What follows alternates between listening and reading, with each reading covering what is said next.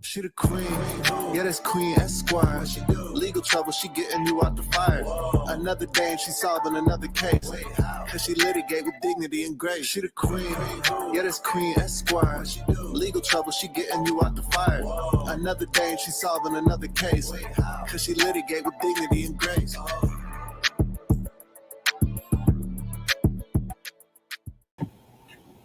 Hello, litigators and opinionators.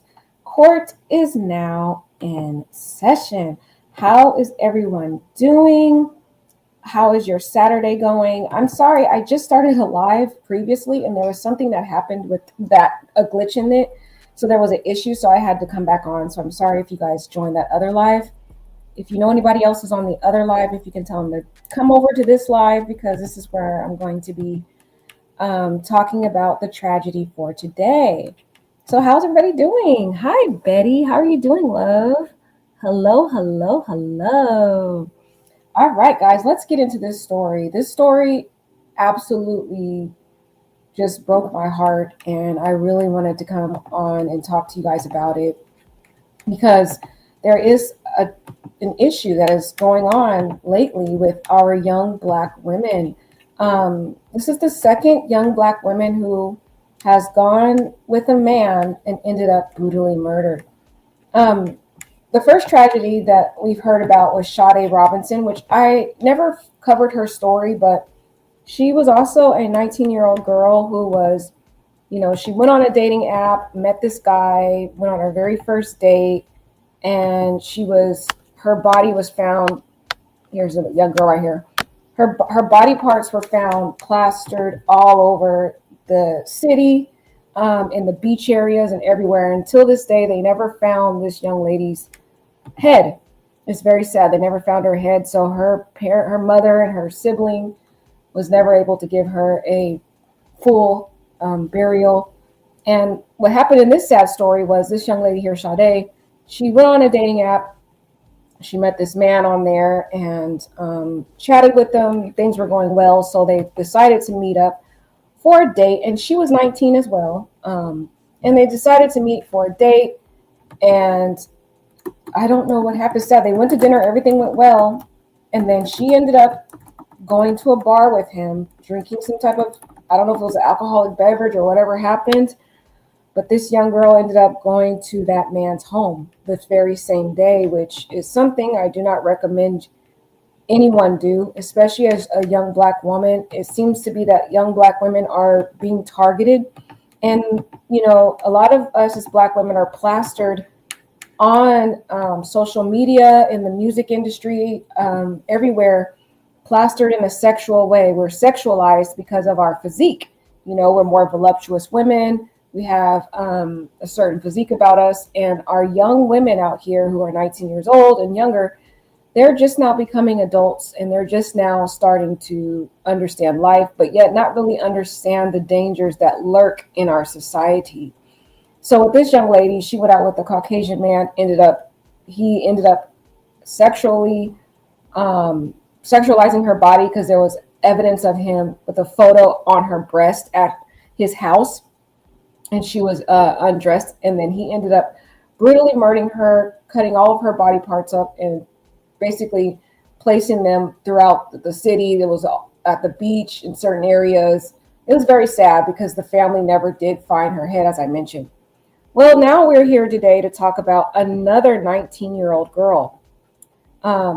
Very, very sad, similar situation. I don't know, though, where this young lady, Dacara Thompson, she was also 19, met the man that she ended up losing her life to. But this young 19-year-old girl, same thing, similar, but she didn't die the same way, but similarly, this young lady, Dacara Thompson, 19 years old, just now becoming an adult, very active in her community. One night, which was very mysterious, back in August, she told her father around 10 p.m. that she was going to go take her car to the gas station to get gas.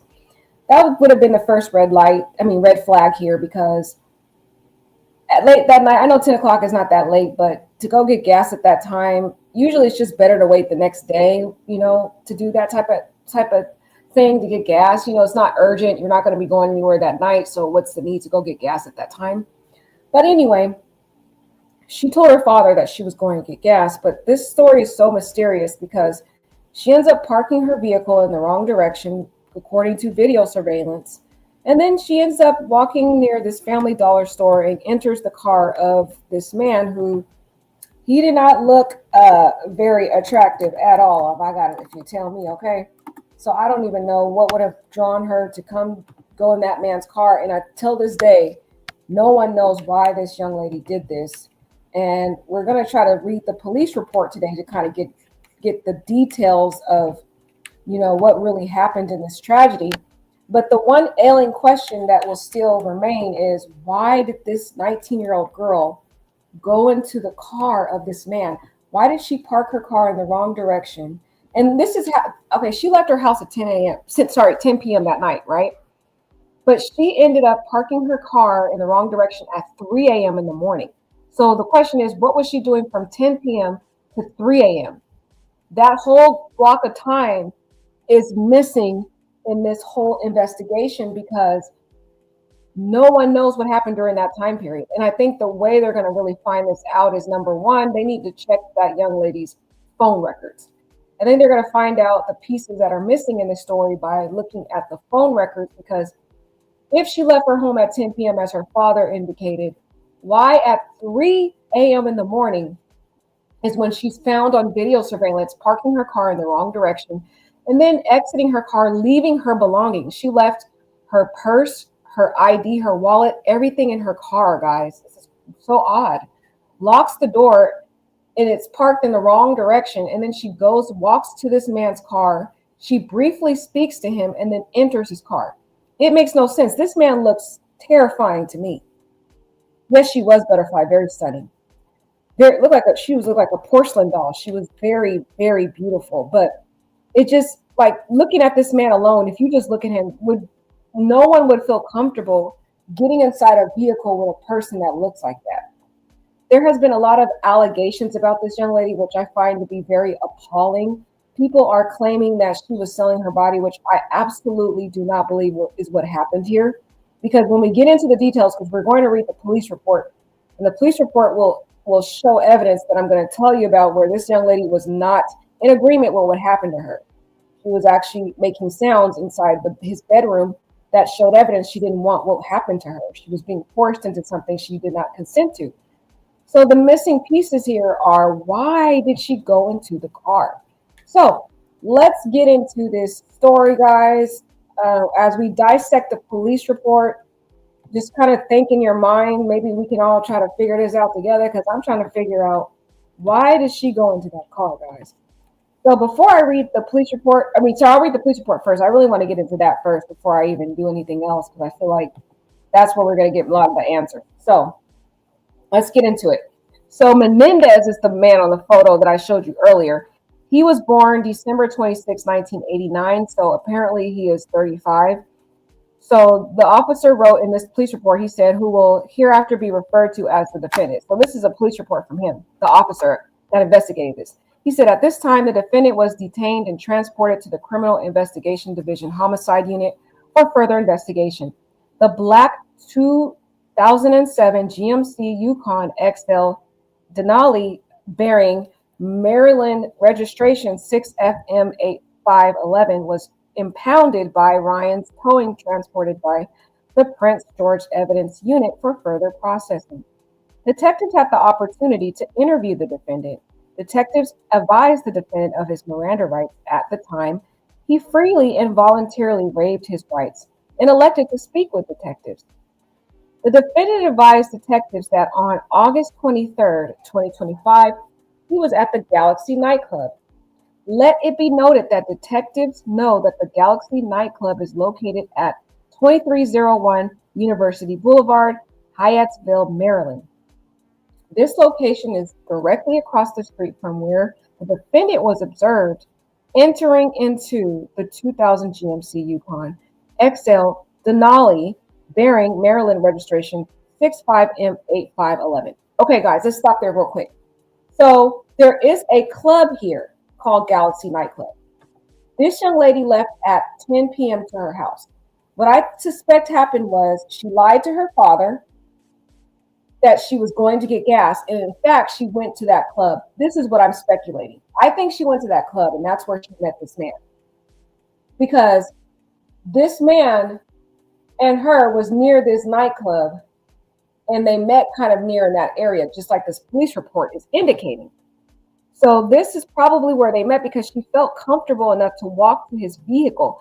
So in my belief is either one, she had this man's contact information and had spoke to him before and they were supposed to meet there, or two, she might have met him at the club and maybe he wanted to convince her to go to the car. Maybe he had some, I don't know, was trying to give her something. Could have been drugs, who knows, marijuana, who knows. This is all speculation. But they had to have spoken to each other before she just walked to that car, because she parked her car intentionally and walked to that car on purpose. So they had to have had some type of communication. Either that communication started at the club or she had some prior contact with the kid. And let's keep going. They said this location is directly across the street from where the defendant was observed entering into the black 2007 GMC Yukon. So the officers, I hope they got a video surveillance inside that club, because they need to look at the video surveillance in the club to find out what was the man doing. Was she in that club at the time? Where was she between the hours of 10 p.m. and 3 a.m.? Because that huge gap is going to help put pieces together as to why she went to that man's car. Let's keep going. So they said bearing the Maryland registration 6FM8511. Furthermore, the defendant advised detectives that he was in possession of the black 2007 GMC Yukon XL Denali bearing Maryland registration 6FM8511 on August 23rd, 2025 at approximately 200 hours. That was 200 hours in the morning, right? The defendant advised that he was supposed to meet his ex-girlfriend, but he never did. When detectives questioned further into the investigation, the defendant denied any involvement and asked detectives if he could have a lawyer at that time the interview ended. So this man was supposed to allegedly, if he's telling the truth, because who knows if he was, he went to that club to meet his ex-girlfriend but never did. And he probably was intoxicated because his people who are associated with him, even his family members, say that this man has a drinking problem.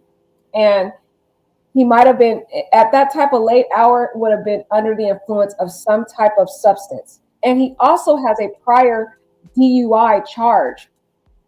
He was stopped before for a DUI. So the man obviously is evidence. It's evidence that he has an alcoholic issue. Now, on September 4, 2025, at approximately 9:05 hours, a residential search warrant was conducted at 12606 Cambridge Road, Bowie, Prince George County, Maryland. Detectives made contact with multiple other occupants of the residence, whose names are known to the police. All occupants of the residence were detained and transported to the Criminal Investigation Division Homicide Unit for further investigation. Detectives had the opportunity to interview the occupants of the residence. Detectives spoke with witness 1, whose identity is known to the police.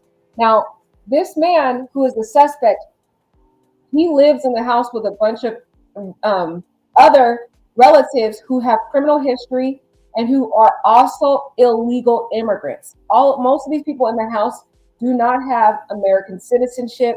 One man overstayed his visa and he's from Mexico. This man who unalives this young lady, I believe he's from Guatemala, but we'll keep getting that detail a little later. But that's one red flag here, is that also this man was stopped for a DUI before and he was let go. And I don't understand why they would let him go at that time, knowing he was an illegal immigrant. So that was a problem and a mishap from our government, who allowed this man to go walk free after he sustained a charge for a DUI, knowing he was an illegal immigrant. He should have been deported at that time. And because of their failure to do so, this man ended up unaliving this 19-year-old girl.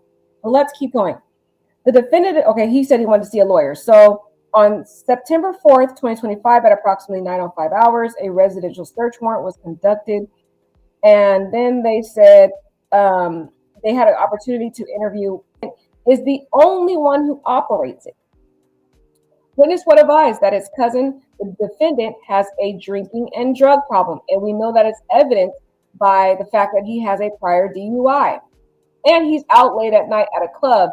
What do you think he's doing that late out at that time of hour at 3 a.m? He obviously was heavily intoxicated as well, under the influence of alcohol and probably some drugs. So that influence is a factor in this situation. But let's keep going. Defendant spoke with witness 2, whose identity is known to the police. Again, they all have a criminal history in this household, whom advised that its room is next to the defendant's room.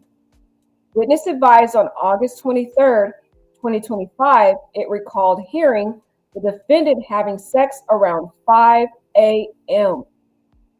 Witness 2 advised it could hear a grunting noise, which made it believe that someone wasn't enjoying the sex. Now, you have to understand this. This young lady met this man at 3 a.m. in the morning. Again, there's a huge gap in time, 10 to 3 a.m. No one knows what happened, what she was doing during that time. But I think she probably went to a club and didn't want to tell her father. And ended up was going to meet somebody at that club. Now, how she interacted with this man, she had to have had some type of interaction with him, either through phone contact or at that club. But anyways, let's keep going. So she goes to this man's, or he drives her to the house, right? The question is, again, there's a gap in time between 3 a.m. and 4 a.m. What happened in those 2 hours? Because at 5 a.m., now one of the witnesses, witness 2, is hearing grunting sexual sounds in the room. So again, there's a lot of gaps in time about she was at this house for 2 hours before this grunting sound occurred. So the question is, what was going on during those 2 hours? Was she voluntarily there with this man? Did she meet him and then he ended up raping her and then unaliving her? Because this young lady was found with lacerations all over her face and her skull. So she was beat pretty bad. Now, let's keep going. Witness further stated that, sorry that the ink is kind of bad, but we'll try to read through it. Witness 2 further stated that after a period of time, it remembers all noises in the room. Oh, that's kind of blurry. Ooh. But basically what this says is all noises in the room became silent. There was no more noise, right? Then they state that's when they fell asleep. Later that same day, after waking up, witness remembers walking outside the residence at approximately 1200 hours and observing that black GMC was no longer there, was not parked in front of the house. Witness 2 thought this was weird because he knows the defendant doesn't work on Saturdays, and that the black 2007 GMC Yukon Denali bearing Maryland registration 6, I keep saying that same thing, should have been parked out front. So again, this man, after he raped her, he brutally beat this girl because she had lacerations again on her face and on her head. She was found naked under a ravine. But he actually, after he brutally beat her and raped her, because he forcefully raped this girl. So this is evidence that she did not want what happened to her. She was not selling her body.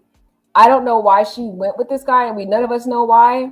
Maybe, like I said, she might have met him at the club. He sounded like a nice person. He might have enticed her with maybe hey, let's come back to my house and let's hang out, let's drink, or I got some marijuana over there. We could just chill. And maybe she went over there to chill because, 19-year-old girls, that age is very significant because I remember being 19. And when I was 19, I remember going to a guy's house. And usually at that age, you're so innocent. You don't know really what the dangers lurk when men ask you to go to their house. But there's always a red flag when a man asks you to go to their house. And at that age of 19, it's like a age of innocence. They don't really recognize the dangers. So they're very carefree, and they just willingly do and take substantial risk like this that maybe a more seasoned young lady wouldn't normally take. So, and as you see what happened to Sade, it was a similar situation where her being 19 as well doesn't recognize the dangers and the cues of going to a man's house and what that significance means a lot of times, especially when alcohol and substance abuse is involved. But it sounds to me like she willingly went to his house, not with the intent to have sex with him, but maybe to hang out with him. Maybe he enticed her with marijuana or something. I don't know if she smokes. Or maybe we can find out more about her background, but maybe he enticed her with something. She's like, okay, let's hang out. And while they're chilling, things got out of hand around 5 a.m. because she was at that one man's house for 2 hours before the violent commotion happened. So around 5 a.m., that's when he started to, in my opinion, force himself onto her. And she did not want that because that's not why she originally intended to come over there. And he beat her to death as he did what he did with her. Then he took her body into the car, and there was actually blood left at the room. There was evidence in the room. Her pink nail was found from her left middle finger was found inside his room. There was blood on a tissue paper found inside his room, and there was several other evidence. There's also pieces of red hair fibers found in his room, which shows there was a very violent, forceful commotion in that room. So the fact that witness number 2 is claiming that it's just grunting sounds, that man was lying. That young lady probably was in there screaming for her life, fighting this man. And because the people that live in that house have criminal histories, none of them even took the time to call the police or try to save her because of their own criminal backgrounds. They don't care about anybody else being harmed because they have a criminal mindset as it is. So a lot of times somebody might lower their guard because they're like, oh, other people live here. Maybe if something happens, then I'll be saved. But it's not always the case, especially in this situation where we had a bunch of illegal immigrants living in a residence with a substantial criminal background. A lot of them had. But anyways, so there's a lot of evidence of her hair, and she had a red wig on. So the red wig fibers were found inside that room. So it seems to have been a very violent commotion. And I don't think it was just some minor de minimis grunts that was going on in that room. I believe what really occurred is she was screaming for her dear life and fighting that man because there's evidence of her nail being broke. So she probably was scratching him. There was evidence of her hair fibers, evidence of blood going on in that room. So he was beating her as he was forcing himself onto her. And it's just so sad. Like this is happening to the 19-year-old Black woman. But let's keep going, okay? So detectives spoke with witness 3, whose identity is known to police. Again, see, all these people know all the officers know all the people that live in this house. 4 different witnesses that the officer knows about. So people are wondering, well, there's 4 different people in this house. Why didn't any of them call the police? Well, they're all criminals. You think they'll care if someone's being attacked in the other room? No, at all. But anyways, and witness 4, whose identity is known to the police. Again, all these people knew this, the whole officers knew these people, who's advised that they had no recollection of August 23rd, 2025, and that they stay on the opposite side of the house from the defendant. I beg to differ. This young lady was probably in there screaming for her life. She's being beat to death. She's scratching and fighting, and you seem to tell me you didn't hear anything? They're lying. They're lying to cover this man. Sorry, guys. They're lying to cover this man. But let's keep going. A search of the residence 12606 Cambridge Drive, Bowie, Maryland, was conducted in which multiple items of the evidentiary value was recovered. Detectives located a bedroom in the front side of the residence. Detectives observed identifying documentation to include a social security card, identification cards, and work pay stubs belonging to the defendant. So that evidence is that he resides in that room. That was his room, and that's where the evidence was discovered.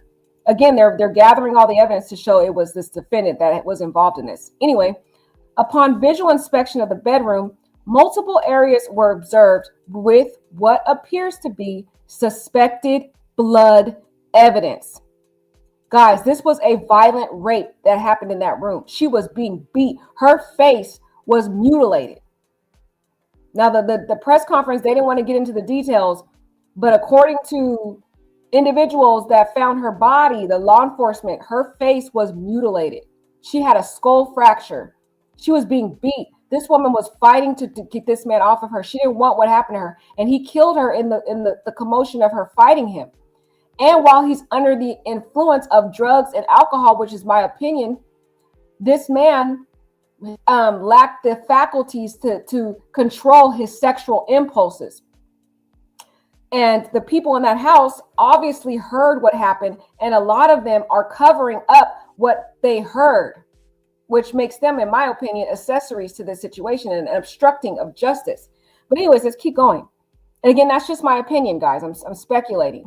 Upon visual inspection of the bedroom, multiple areas were observed with what appeared to be suspected blood evidence, y'all. A presumptive blood test was conducted on these areas with the suspected blood evidence, which yielded positive results. What that means is the blood came back positive for Dacara's blood. So that shows evidence that she was physically inside that room. And the evidence of the blood is showing that is where she was murdered, in that room. A white pink fake French manicure style fingernail was located on the floor of the bedroom. And that fingernail, fake French manicure fingernail, would belong to her middle finger that matched the other pink French manicure nails that she had on her when they found her body. Detectives know that the decedent had white pink fake French manicure style fingernails when she was found deceased.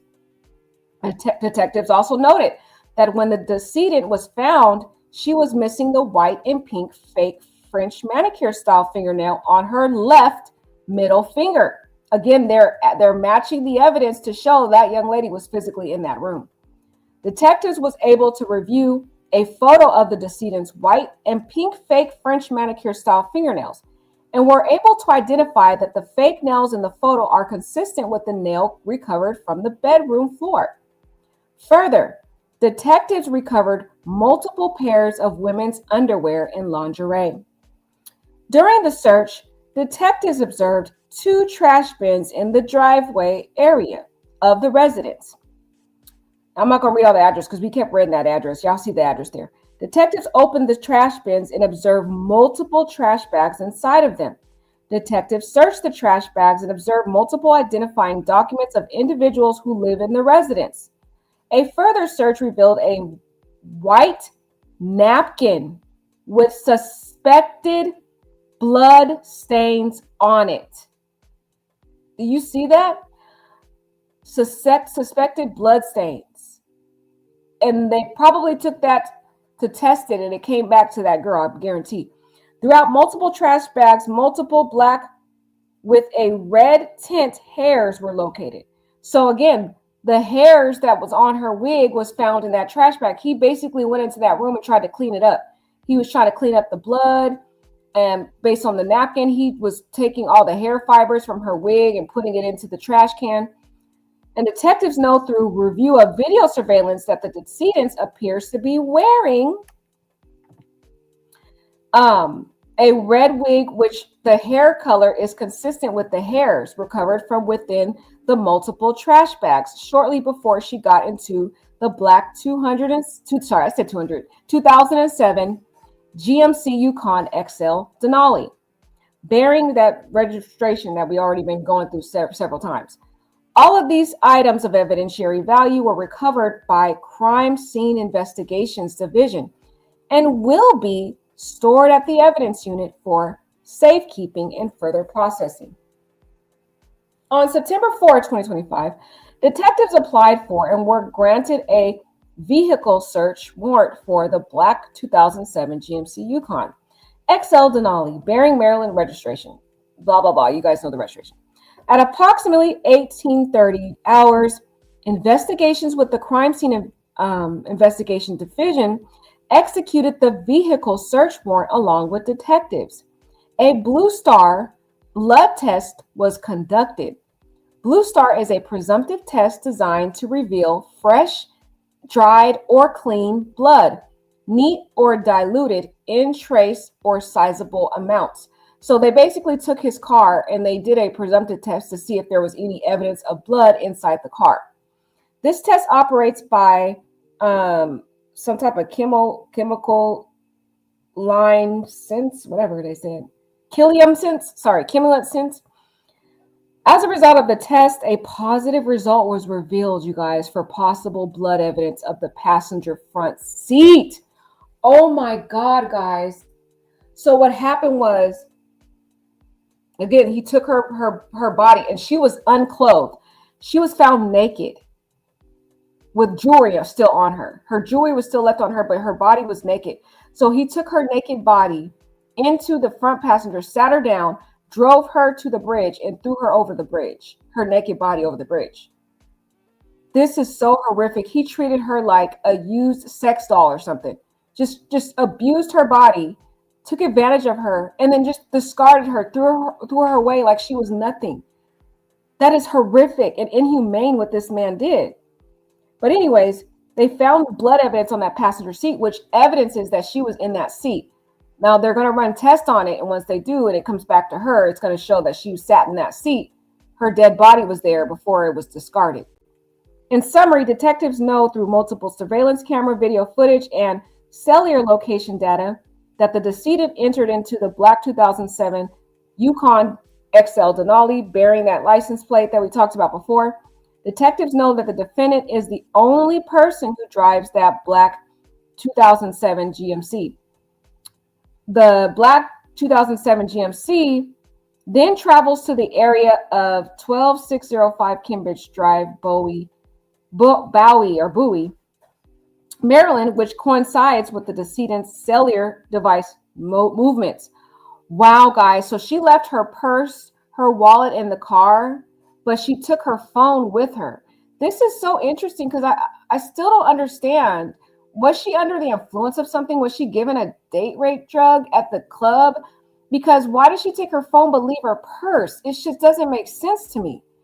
It just something about this story is not adding up. We need to find out why she got in the car. Anyways, let's keep going. This doesn't make sense. So she had her phone on her, and that phone was able to track her to that house, which is why the officers were able to find this man in the first place. The decedent is in this area on August 23rd, 2027 at 3:47 hours until the phone deactivates at 5:03. That's disturbing, guys. Oh my God, this gives me the chills.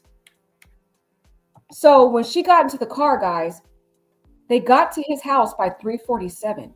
What were they doing from 3:47 to 5 a.m.? What was going on? Because it sounded like at that time it was voluntary. They were hanging out, chilling in the room. But when 5 a.m. happened, he turned her phone off and began the attack. Oh my God, this gives me the chills. This story is so sad. Like, it's just so chilling. Wow, the phone deactivated at 5:03, and this was the time frame when she was being raped. So it makes me wonder, at that time, did he turn the phone off? It's just what happened, what caused the phone to deactivate during that time frame when she was being attacked. Oh gosh, guys, this story just really, really, really makes me devastated. Anyways, on August 23rd, 2025, sexual intercourse is heard coming from the defendant's bedroom, which sounded as if someone was not enjoying it. The discovery of blood evidence recovered from the defendant's bedroom, along with the hair, and the recovered fingernail consistent with that of the missing fingernail on the decedent's left middle finger indicate to detectives that a physical altercation ensued within the defendant's bedroom. So for the other witnesses to claim that they didn't hear anything, it's complete BS. If this young lady is screaming and there is a violent commotion fight, there is no way it was a little minor grunt. This woman was screaming. She was fighting. It was a complete blood brawl in there. He's beating the heck out of her, punching her in the face, in the head. She probably died of she probably died of blunt force trauma to the head, because her hair, a lot of the violence was coming from her being punched and beat in the head area. And the fact that her nail was broken in the middle finger, that means she was fighting him. She was scratching and trying to fight this man off. And that's what led to her nail breaking, which to me makes me very concerned as to why these 4 witnesses are claiming they didn't hear anything. And why does witness 2, whose room is next to the defendant's, claims it was just a small little grunt? There's no way somebody's in there being raped, fighting for her life, brutally being beat to death, hair flying, nails flying everywhere, blood on in the room, that you didn't hear this woman screaming for her life. But yet they sat there in their rooms and let this thing go on because they don't care about anyone else's life at all. They're sitting there lying and covering for this man. It makes no sense. But anyways, let's keep going. This is so devastating. My God. The discovery of blood evidence recovered from the defendant's bedroom, along with the hair and the recovered fingernail, consistent with that of the missing fingernail of the decedent left middle finger, indicate to detectives that a physical altercation ensued within the defendant's bedroom. My God, I had to read that again. Sorry, guys. The discovery of the possible blood evidence recovered from the Blue Star test conducted in the black 2007 GMC indicates to detectives that the decedent was moved into the black 2007 GMC Yukon after the physical altercation. This young lady was dead by the time she was moved into that car. She was no longer physically conscious. She was no longer here. Further, the decedent was then located deceased with skull. See what I was telling you guys? Right here. Skull and facial fractures. She died of a blunt force trauma. This woman was being beat, punched. I don't even know if he used a weapon on her head, but all the attacks were going into her head area. That's where she was being attacked at, and she was scratching to fight this man because she didn't want to be raped. And he beat her so bad, she died of, in my opinion, blood force trauma. That's my opinion, a humble opinion, because I don't know what she died of. But based on their saying skull fractures, she was being hit with severe blunt force. If the fact that the blows were so forceful that it fractured her skull, this woman was being brutally beaten in that room. There's no way these people in that house didn't hear that. They're lying. They're lying, and that's why some of them were arrested. But look at that, skull and facial fractures, nails broke. This was a violent brawl in that room. And that tells you too that she's not selling her body, because she did not consensually give this man sex. She did not want to have sex with him. Why she got into that man's car, I don't know. Did he have a gun? Did he force her in the car? I don't know, guys. Because it seemed like she was calm when she got into the car. But this violent brawl with skull and facial fractures, missing nails, blood, hair missing, this was not a consensual sexual situation. Based on all the above information, detectives believe that the defendant murdered the decedent in his bedroom, located at 12606 Cambridge Drive, Bowie, Maryland, on the morning of August 23rd, 2025.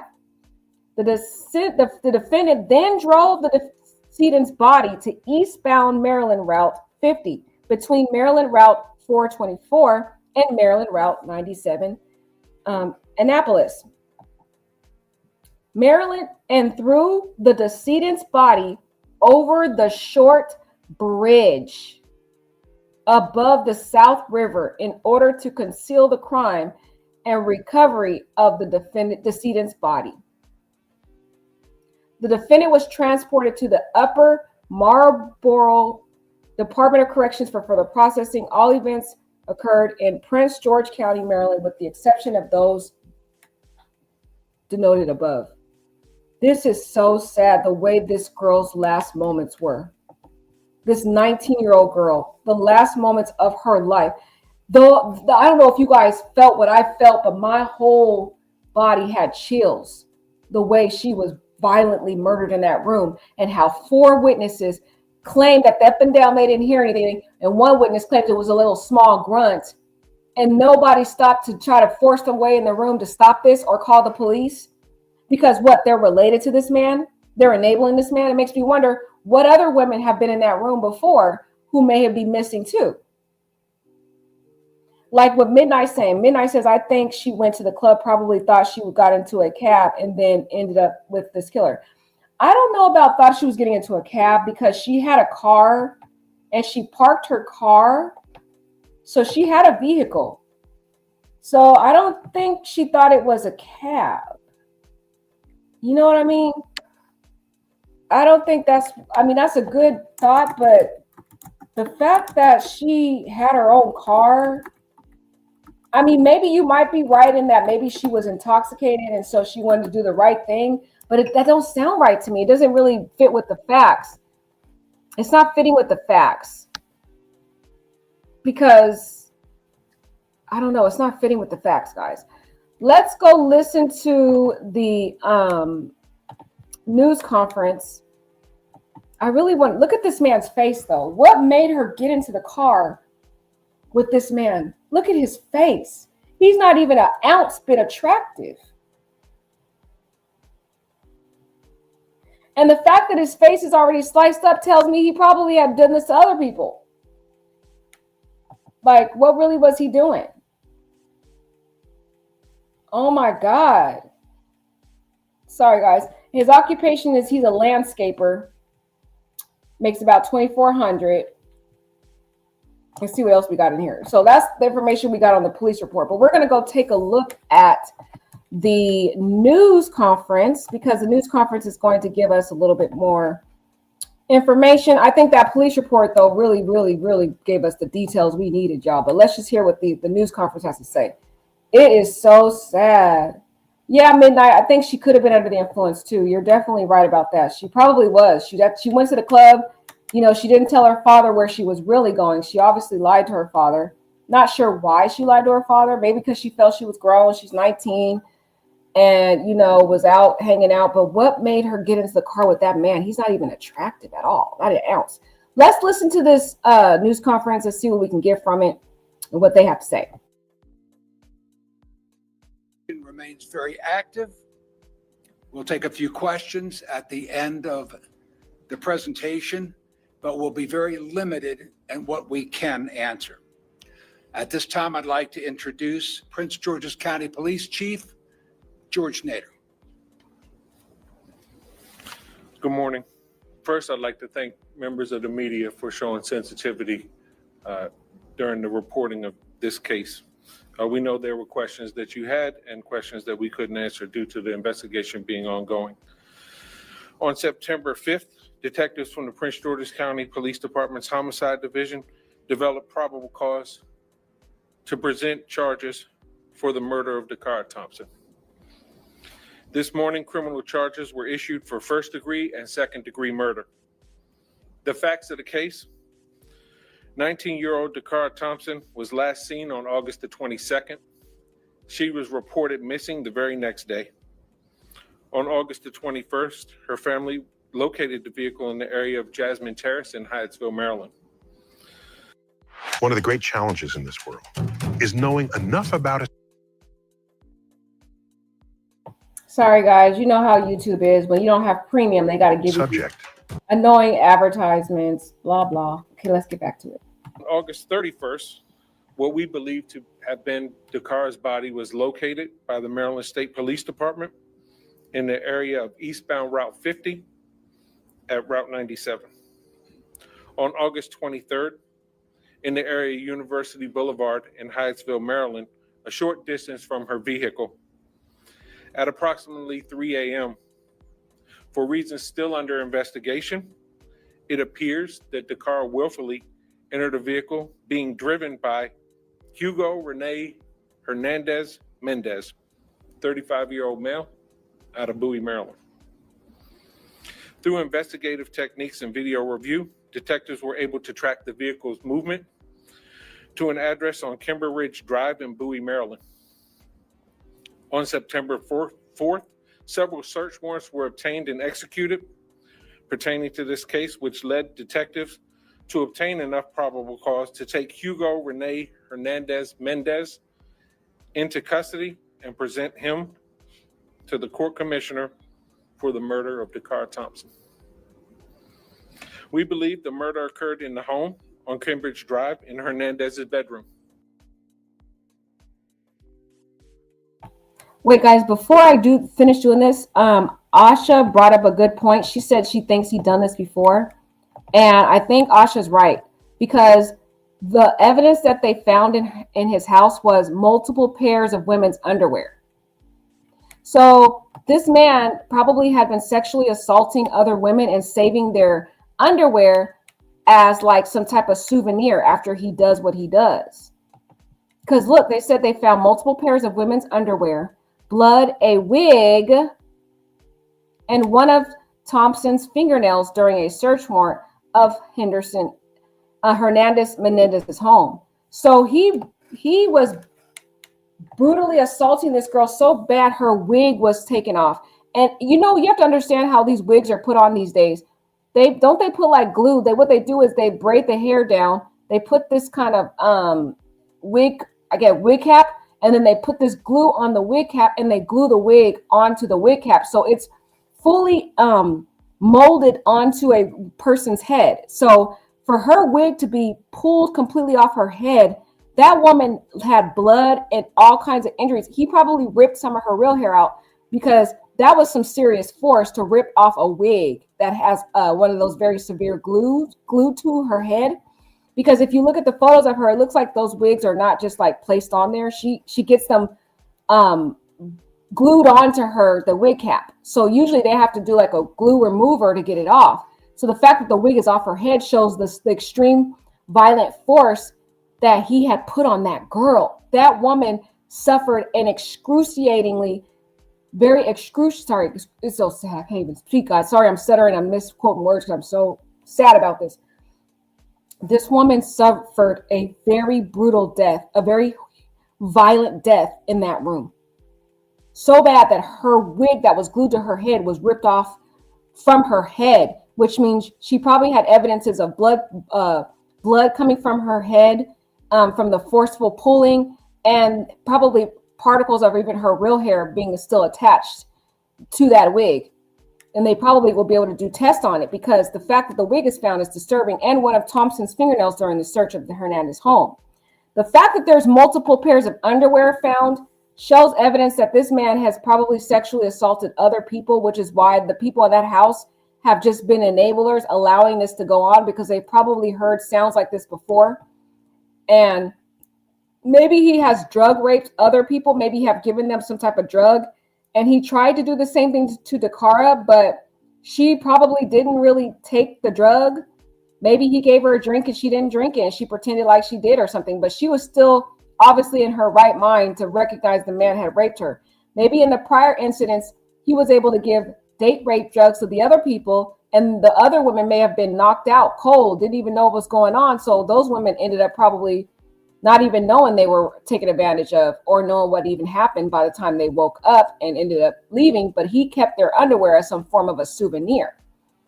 This is real sick stuff. And again, I'm speculating because I don't know if that's what really happened, but the fact that there's multiple pairs of underwear is kind of alarming to me, because I don't think all those underwear belong to Dacara. Now, Prince George, and the fact that he's keeping it as a souvenir shows this man has a sexual addiction. He has some sick stuff going on in his head, some sick stuff. You know what I mean? Prince George County's officials said the U.S. Park Police arrested him for a DUI in April, but let him go pending a trial. That's disturbing. They knew this man was an illegal immigrant. He didn't have any type of registration here to be here, and they still let this man go back in April. And I thought we under some type of leadership now with Trump in the White House, talking about he's issuing ICE to go out and get these people. Why did his ICE let this man go? This is on Trump's administration, because he should have deported this man. I'm just saying. Okay, I'm not trying to get into politics right now, but the fact that they have this man and he was involved in a DUI, he should have been deported and not been here. This is on the blood of this young lady's hands, is on the federal government for letting this man just go scot-free, even when they caught this man engaging in illegal activities back in April, y'all. But for the federal government who arrested this man, the George County officials arresting him for a DUI and letting him go, this young lady would not have been murdered. Okay? Now let's go back to the press conference, but I think Asha brought up a good point, so I really wanted to get into her comment because I thought it was very material to the conversation. Her body was taken to the location that it was recovered at by Hernandez. At this time, there are no additional suspects. However, this investigation is ongoing. Our thoughts and prayers are with her family during this time.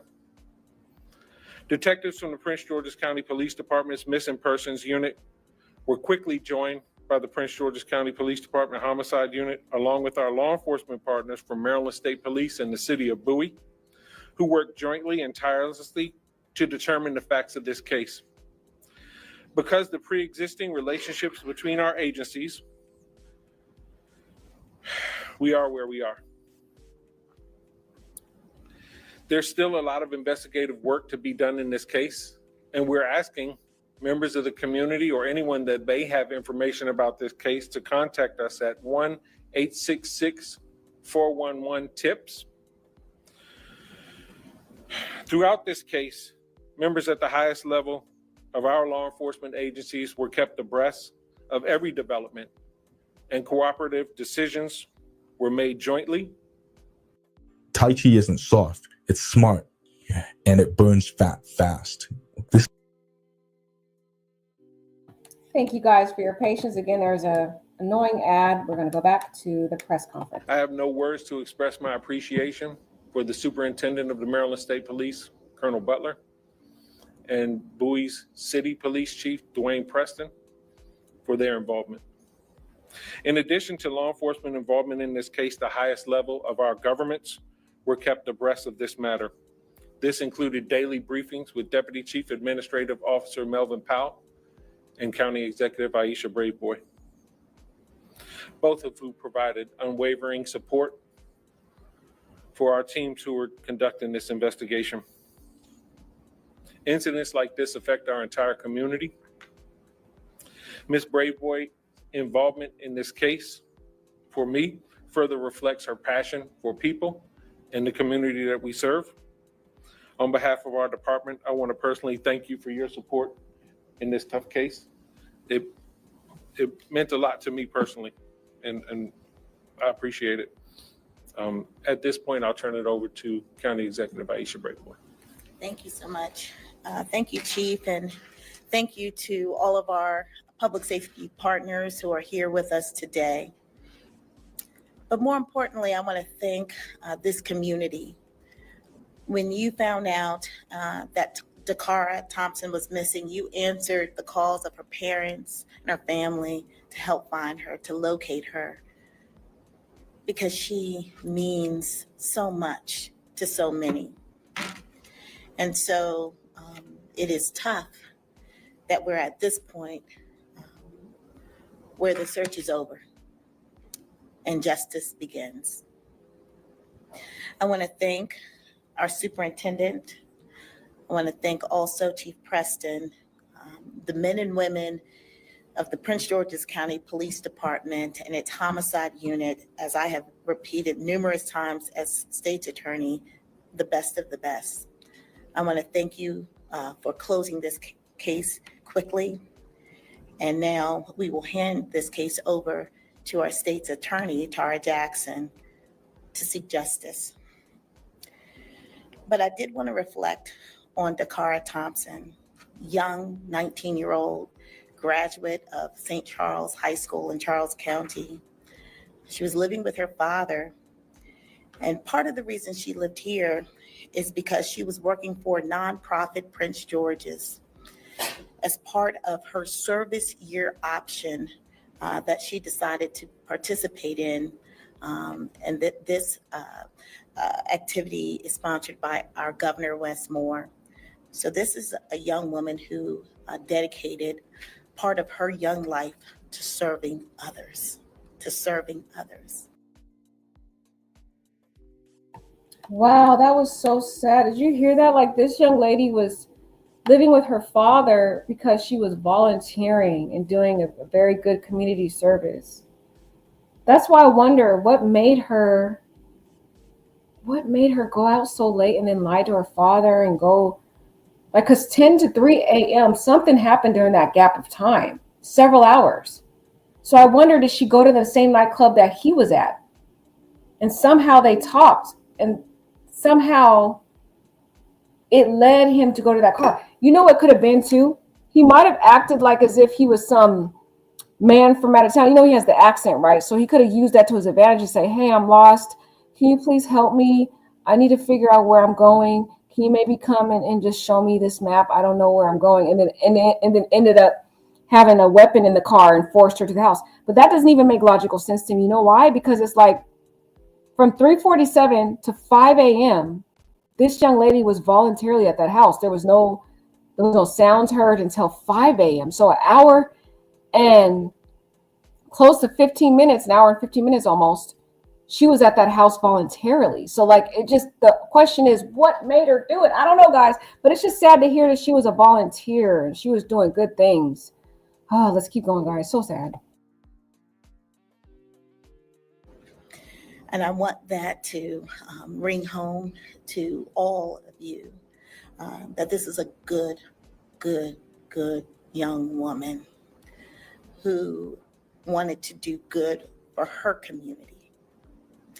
And now her community will stand behind her family as we seek justice for her. I will now turn the mic over to our Superintendent Butler. Good morning. On behalf of Governor Wes Moore and the entire Maryland Department of State Police family, I'd like to extend my deepest condolences to the family and friends of Ms. Dacara Thompson, a young life that was taken far too soon. Shortly before 5 p.m.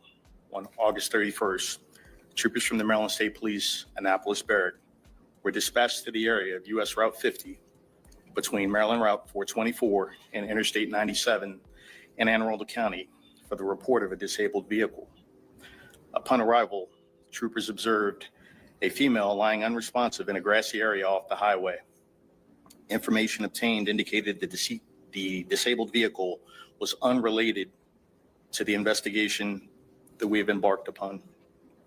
Investigators from the Maryland State Police Criminal Enforcement Division South Region responded to the scene, along with State Police crime scene technicians from our Forensic Services Division. They processed the scene. Shortly after, they contacted the Prince George's County Police. The Maryland State Police and the Prince George's County Police have been conducting a joint investigation into the death of Ms. Dacara Jackson. As additional information becomes available, I am sure the Prince George's County and the Maryland State Police will share that information with you. The circumstances surrounding her death still remain under investigation, so we will continue to answer those questions that we think the community and the family want those answers. Thank you. I'd like to introduce Chief Dwayne Preston from the City of Bowie. The bloat, the fog, slow metabolism is the Okay, guys, still waiting for these ads. But I did want to comment on what one of the comments said, which it does really kind of have some logical, it's pretty logical. I think he might be onto something. Midnight might be a little bit onto something. That she probably was at the club. Maybe that's what we could speculate. And probably talked to him at the club. I don't know what made her talk to him. Maybe he was being friendly. Who knows? And he probably said, hey, you just want to come back to my house to drink? We can hang out and chill, for a little bit. You know how normally happens at clubs. Normally after a club, people don't go straight home. you usually go to an after party or you go to someone's house and chill. Maybe you go to your friend's house. Maybe your friends got something going on. They go back to the house and they chill and drink. He might have just said, hey, do you want to come by and chill with us? You know, we're going to be chilling back at my house. But I still don't know, Midnight, because I'm like, why did she park her car in the wrong direction? Number one. Number two, why did she leave her purse in her car? So to me, I feel like she thought it was going to be a quick situation, and then she was going to get back to her car. Because, like, why did she park her car in the wrong direction and leave her purse there, though? She took her phone, but not her purse. That's so odd to me. Like, I just have questions. I don't know. Was this maybe he lied and said somebody got injured? I don't know. None of it still makes sense to me, because I'm like, she was there an hour and 15 minutes before she was brutally attacked.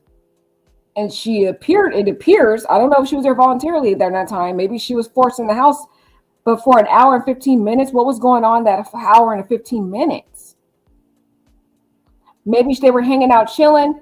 He tried to give her a drink, say, hey, you want this drink? Thought that the drink might have probably put a date rape drug in there. And maybe she was one of those smart people that didn't drink the drink. Maybe she pretended that she drank it, but didn't drink it. I don't know.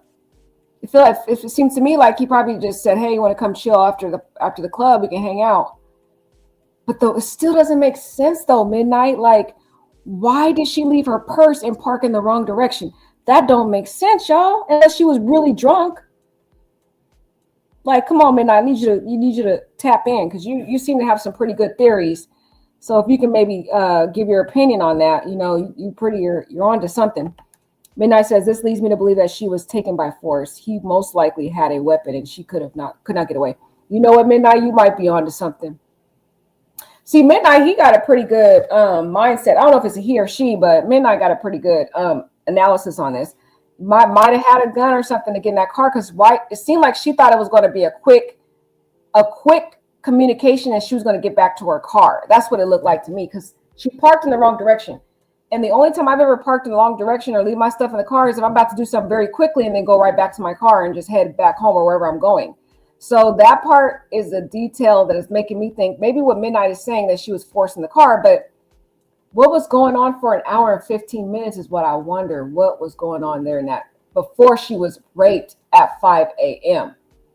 Because she was in that house for a full hour and 15 minutes, and her phone was on too during that hour and 15 minutes, because remember, her phone doesn't get deactivated until 5:03 a.m. when she's starting to get attacked. So that time frame is significant, and it's a mystery about what was going on during that time frame.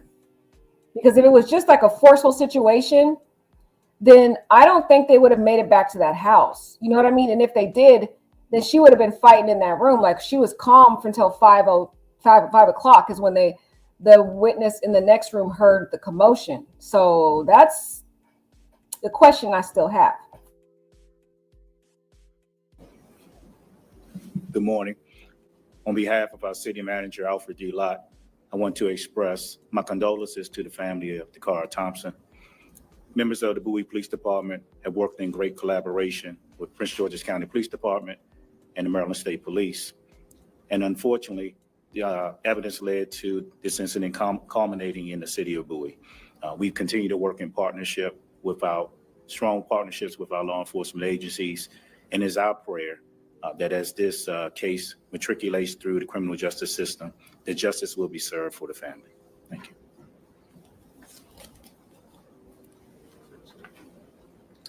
Good morning.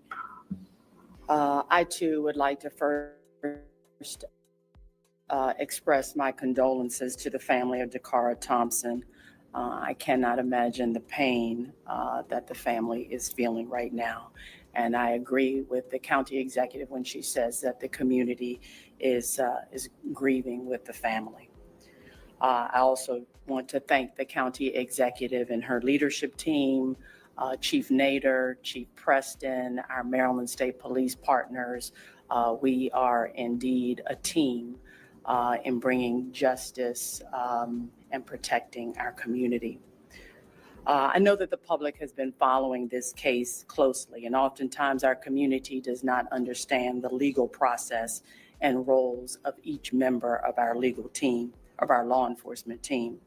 So as state's attorney for Prince George's, I'm here this morning to explain the legal process and next steps.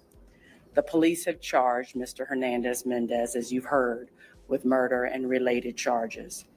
He has appeared before a commissioner, a judicial officer, and that commissioner has determined that there is probable cause to support the charges, and he was held without bond. Mr. Hernandez-Mendez will now appear at a bond hearing. We're not sure whether that bond hearing will be today or on Monday. And during that hearing, the court will determine whether or not he should remain held. And in making that decision, the court will look at the nature of the charges that are lodged against him, as well as the safety of the community. As I said, this bond hearing may occur on Monday and not today.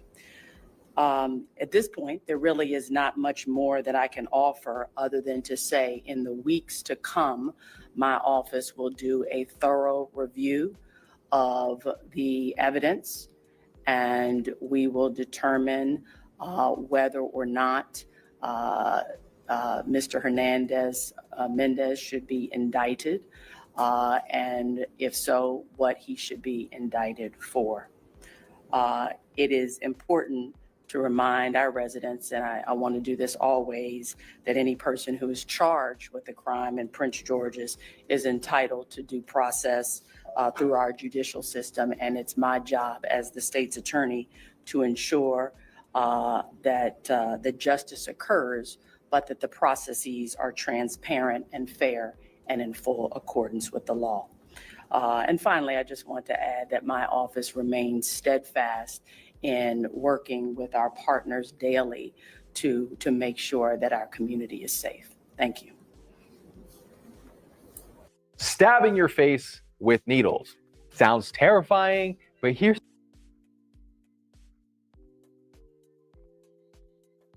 Okay, guys. Sorry, there's ads again. But guys, before we finish up, because they're going to keep going, my God, y'all, I think we got a little bit more clarity on what really happened. Not really happened, but you know what I mean? Let's get this. I wanted to show you this article real quick, because I saw this article and I was like, wait, what? What's really going on? So guys, let's see if it is this one's it. I don't know if this one's it or this one's it, but let's try this one first. I don't think this one's it. Okay, guys, right here. Before we get into it, but look right here. Read this. Police say Dacara Thompson was first reported missing by her father just before 9 p.m. on August 23rd. He told police the same thing he told WUSA 9, that he had last seen her the night of August 22nd. Let's see what day was August 22nd, y'all.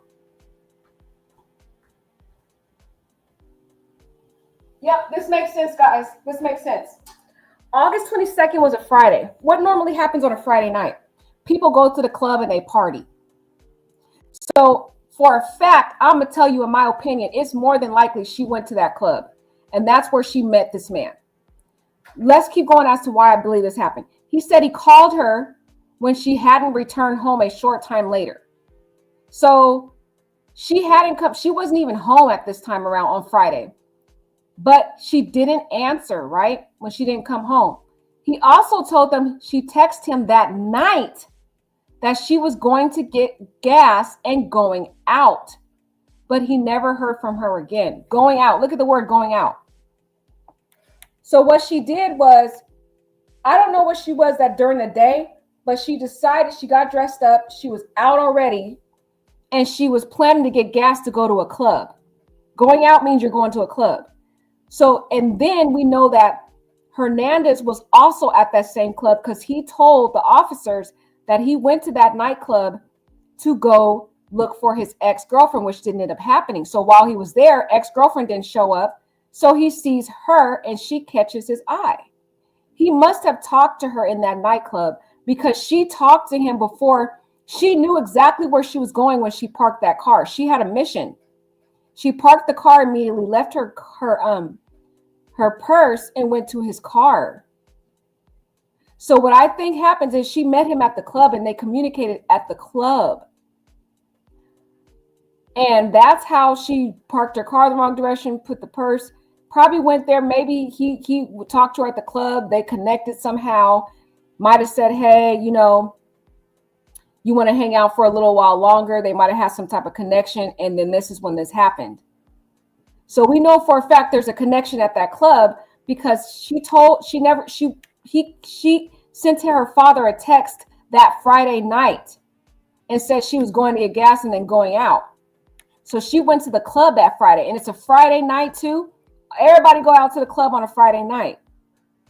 And nothing good happens after the hours of 1 a.m. or 12 a.m. to 5 a.m. in the morning. So this girl went out by herself. And another thing that's disturbing is this young lady is not familiar with this area. Mind you, she moved in with her father to do a community service. So she's not familiar with this area. She probably doesn't have too many friends yet at this area, which explains why she went by herself to socialize, maybe meet people there, get familiar with the area, because she didn't go out with her friends like you would normally expect. She went to this club by herself. She's this young, beautiful young lady, very probably caught this man's attention because you've seen how beautiful she was. People commented in this chat that she looked like a doll. So he caught her eye.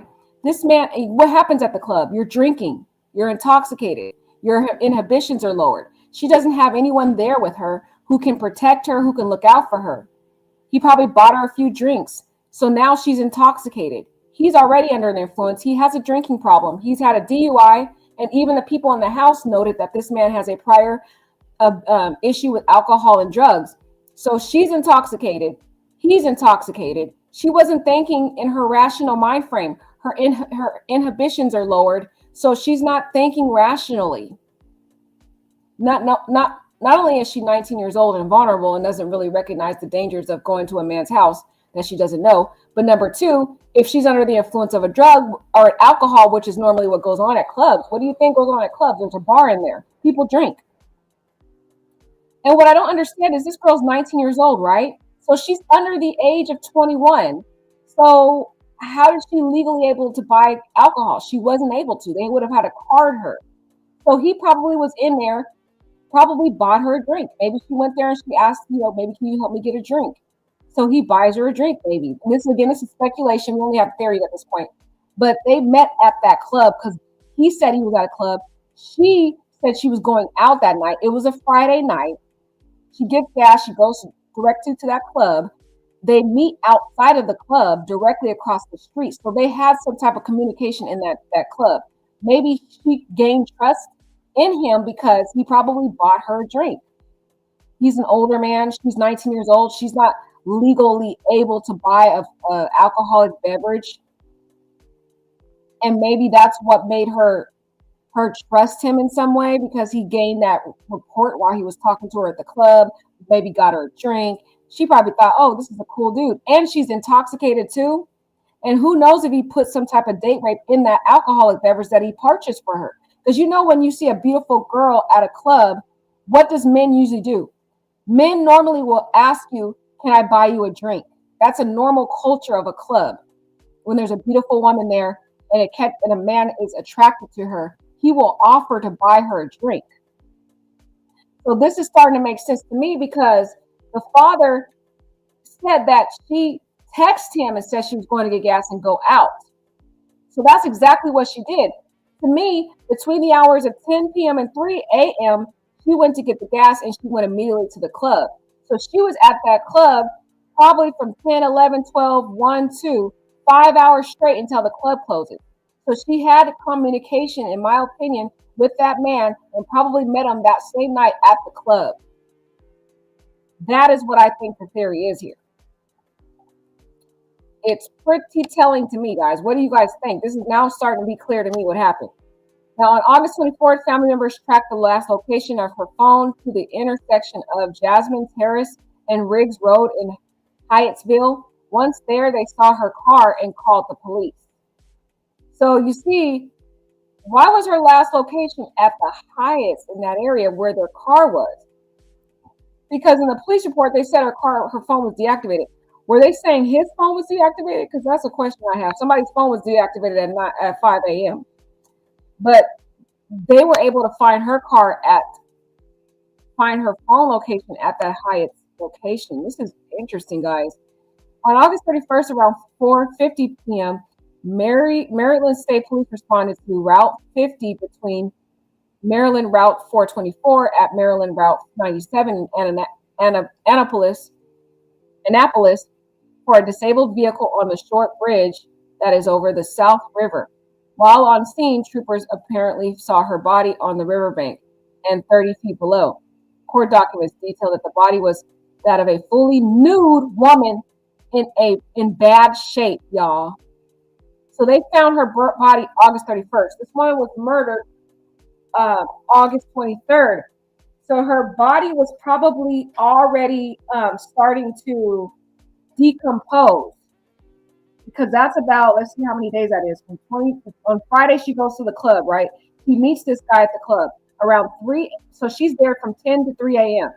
Then during that time frame, I believe that's where they met each other and started to talk to each other. He probably bought her that drink, right? From the 23rd, when she was murdered, all the way to the 31st, her body was laying under the river embank. So that's 1, 2, 3, 4, 5, 6, 7, 8, 9 days that this young lady's body was decomposing. And it is immediately as her body is deceased, and she's in Maryland. Maryland is pretty humid. It's a very humid kind of climate over there in Maryland. The weather is kind of inconsistent, but it could be very humid, which means her body was quickly decomposing. But they were able, and the point where she probably was already a skull figure, because the reason why I say that is that they were able to see her skull and that her face was fractured. So that tells me that her skull, her body had decomposed pretty rapidly. Let me see if I can look up how long it takes for a body to decompose. Type in this thing. There we go. How long does it take for a body to decompose? Okay, they said bodies decompose after 10 days. So she was there for 9 days. Death might, let me see. I'm trying to find out, y'all, how long it takes for a body to decompose. There's 5 stages of human decomposition. The body begins to break down due to internal processes. Then there's a bloating stage, the gas produced by bacteria, and an active decay. I want to know, like, how long does it take, though? I wish I could find that out. We'll probably have to do that. So I'm thinking by 9 days, that woman's body was already rapidly decomposing. Because, again, Maryland is a very humid area. So it's hot climate. Her body's in the elements for 9 days, guys, before they even see her body. So that is a very telling fact here. Let's go back to this article. Then the article says, September 1st, an autopsy was conducted, and Maryland State Police were familiar with the PGPD missing person case of Dacara Thompson, contacted PGDP, according to the court documents. So they did their autopsy just last week, guys. On September 3rd, detectives met with Dacara's family and say they were able to identify her through the pictures they shared. And the thing was, guys, she wasn't fully decomposed. You know why? Because they were able to identify tattoos, jewelry, and they still was able to see some of her face with the bruising. So to me, it seems like her body still had flesh on it. So she wasn't fully decomposed. And according to just this website, they said it takes about 10 days to start to like be fully decomposed. So she probably still had, flesh and everything else, because they were able to at least, sorry guys, we're getting all into this, but we're trying to figure out what happened here. Anyway, they were able to identify her through pictures. So she wasn't fully decomposed by this time because they were able to see the tattoos and everything. According to the court documents, detectives have recovered surveillance footage from August 23rd from 3:06 a.m., guys, showing her leaving her white SUV. and walking from Jasmine Terrace down to Rig Roads towards University Boulevard in Hyattsville. So after the club, she gets in her car, she parks it. It's interesting what she did. She talked to this man, guys. It's just so weird because the video footage shows her at 3 a.m. after the club's over and stuff. She leaves her car and she parks in the wrong direction and she puts her purse in the car. That's just so weird. It's just going to keep bothering me till I find out what happened. Like, you know what I mean? Anyways, investigators say surveillance footage showed her walk into the parking lot of a business on University Boulevard, approach the driver's side of a black GMC Denali, and appeared to speak to the driver. Guys, look at this. She first went to the driver's side. She didn't go into the passenger side immediately. So, and why did she purposefully go to this car? She walked a few streets over to go to the car. That tells me she talked to him before in that club. But then it's interesting that she goes to the driver's side, not the passenger side.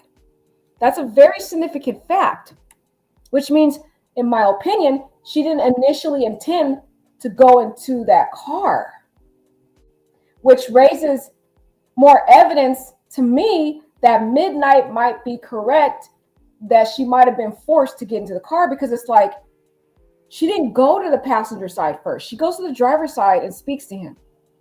So did he, like Midnight said, did he have a gun or something or a weapon? Or what did he say to get her to convince her to go in that car? Because she willingly got in. Before walking around to the passenger side, getting into the passenger front seat, guys, this is a very significant fact. She speaks to the driver. She goes to the driver's side. What did they say? What made her get into that car? It's real odd. At this point, authorities say they were able to obtain a tag for the vehicle, figure out that it was registered to someone who lived in Cambridge Drive in Bowie, Maryland, guys. Maryland. Court documents reveal that they believed the two arrived to that home around 3:47. So look at this timeline. This timeline is very significant, right? 3:06, right? Shows her leaving her white car, walking from the Jasmine Terrace down Riggs Road. So she walked directly. They had some formal communication. She goes to a car. She talks. She goes to the driver's side. This is odd to me because it took about, that was at 3:06, right? So it took 41 minutes to get to his house. That's a pretty long drive. 41 minutes.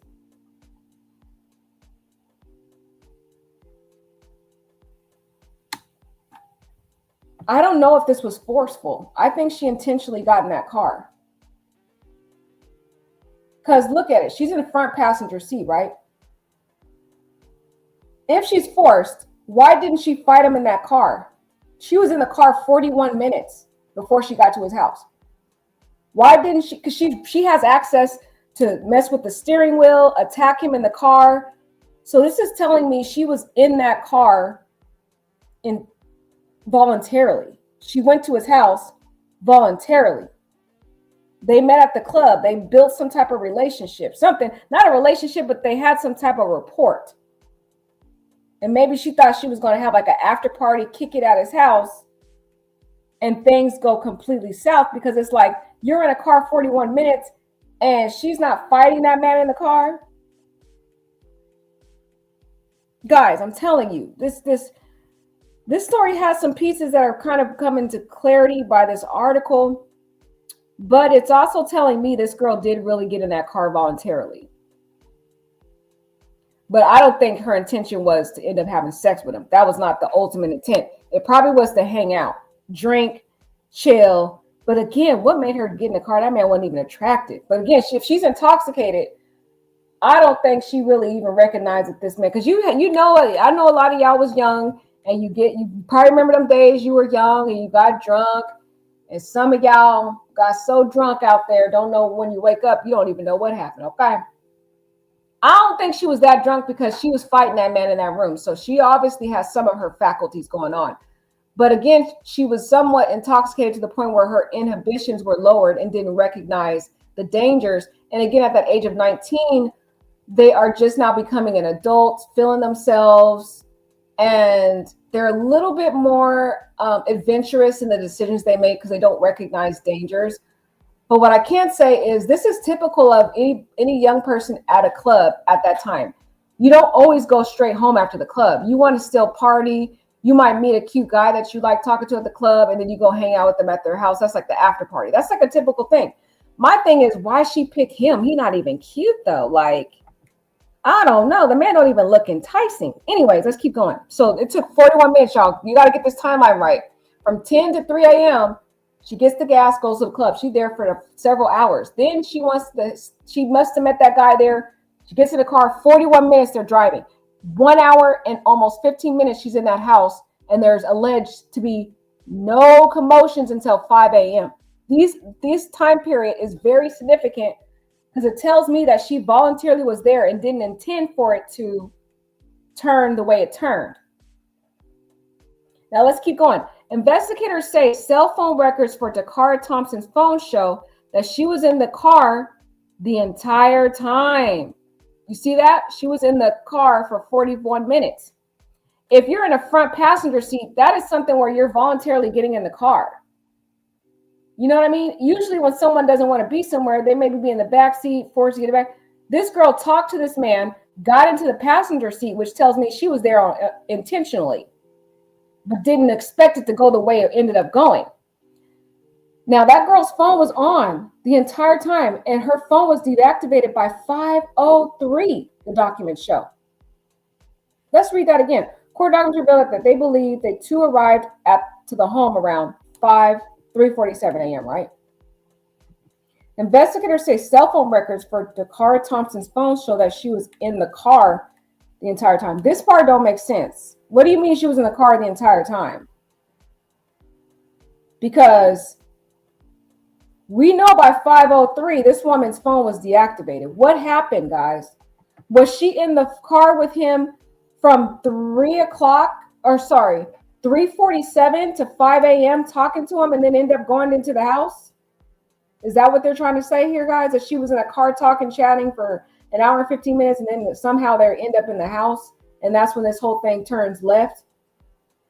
We got to have to figure out what happened here, guys. But anyways, on September 3rd, detectives say they went to the home that was seen before 9 p.m. Once there, they say they saw the black SUV parked in front of the address. They applied and were granted a residential search warrant.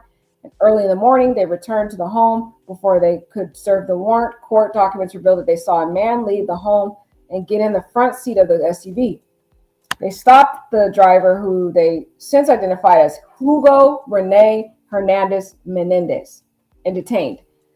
Now, usually Hispanics have their mother's maiden name and their father's maiden name. That's why he has two last names here. So he has a first name, middle name, his mother's maiden name, and his father's maiden name. Court documents reveal he allegedly told authorities that he was at the Galaxy nightclub. Y'all, this is where she was, on the University Boulevard in the early morning hours, which is across the street from where Dacara Thompson was seen getting into the black SUV. They both were there. We got that put together. We put together the fact that they both met at this club. They must have talked there because he was going to meet a girlfriend. Okay? And so he ended up taking this girl back intoxicated.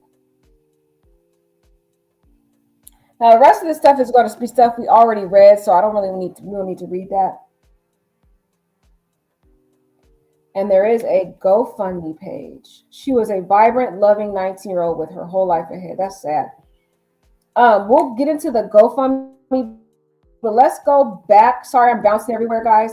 But we're going to bounce right back to that court hearing, the press conference. But I wanted to read that article real quick because I feel like the article is putting together the pieces. We have a timeline now. We know kind of what the generalities are going on here. We can kind of now insinuate here that they must have met at that club, because that's a common area where both of them were at. And she knew the guy, because not knew him, but she had some prior communication, because she purposely went to his car. She parked her car, went to his car. And we know what normally happens after a club. You want to hang out, you meet people, you want to go hang out, you go to people's houses, you may drink a little bit more there, you kick it, smoke weed, whatever. No, people don't normally go straight home. That's just not the norm, unless you one of them people that just don't really know how to party. But people who normally like to party, they go out and they continue to party after the club closes. And that's what this is starting to sound like to me. The guy probably bought her a drink in there and it went left. She didn't expect it to go all the way to where it went. And her being intoxicated, she had lowered inhibitions and didn't really make the rational decisions that she probably would have made had she been more sober. So the deepest gratitude for the men and women of the Prince George's County Police Department that worked this case literally around the clock since she was reported missing. I deeply appreciate their efforts, and I appreciate the journalism that has covered this case to this point. Now we'll open it up for a few questions. Yeah. Chief, I want to ask you about what you think happened here for these two coming together, and then separately, is there any indication that she was alive moving around the home, or that this was something that happened? We don't believe she was moving around the home. We believe everything transpired in the bedroom. So what is surrounding the two coming together, that's what we're still investigating. Does the suspect have any other violent crimes in the past? Nothing, not that we're aware of, but we are aware of one prior arrest that occurred with United States Park Police in April. If it wasn't for that disabled car, would that area have been searched? Was that on your radar? That area is probably about 7 miles away from the murder location, but a good distance away from where she went missing. So we are thankful that the Maryland State Police had the ability to locate that body based on that call for service. Chief, was this suspect subject to an ICE detainer from that spring arrest? He was not at that. He was not subject to an ICE detainer based on that spring arrest. Any other? We believe that one was issued yesterday. County executive, or whoever wants to handle this, that's going to be an aspect in this case, given our time today and age. Yes. What are your thoughts about that? So as was indicated, he was arrested by U.S. Park Police, which falls under the auspices of the federal government. So the federal government arrested him in April of this year on a DUI charge. He was then released pending his trial. See, look at this. This is on the federal government. Did you hear what she said? She said the federal government released him back in April after this man was charged with a DUI. So the blood of Dacara is on the hands of the federal government. They failed this young lady. This is the same federal government that claims they want to send out ICE to get and deport illegal immigrants, yet they released an illegal immigrant after they was in a DUI, which makes me believe they're disingenuous, because if they were so gung-ho about getting illegal immigrants, they claim they want individuals who are criminals off the street who are illegal immigrants and deported, but the federal government had detained this man when he was charged with a DUI back in April, and they let the man go. What does that really tell you? That they really don't care about deporting criminals who are illegal immigrants, that it's all a facade, that they're just preaching disingenuously.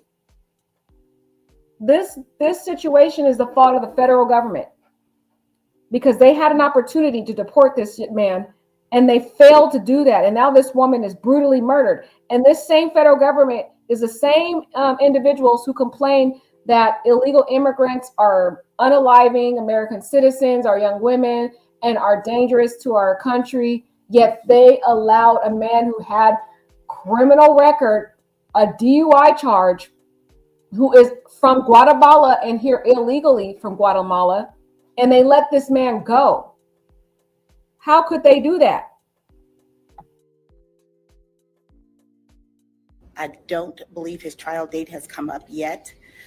So what we know is that he did not, according to our records, have any contact at the state level, but he was arrested by federal authorities in April. I imagine that there's going to be some reaction to this man's arrest now in the news nationally. What are your thoughts about that? Is his status relevant at all with this case? What are your thoughts? Well, I think that the U.S. Government has made status of individuals relevant. This was someone who was in their custody, and they made the decision to release him. So I think the questions should be asked of the Justice Department.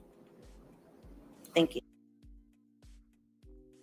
Exactly. Ask the Donald Trump, why did his federal government let this man go? Because Donald Trump is the same one that be saying he want to deport illegal immigrants. They're posing a danger to our young women out here because they're unalive. And yet his same officials detained this man, had the opportunity to deport him, and yet they failed to do that. I don't understand.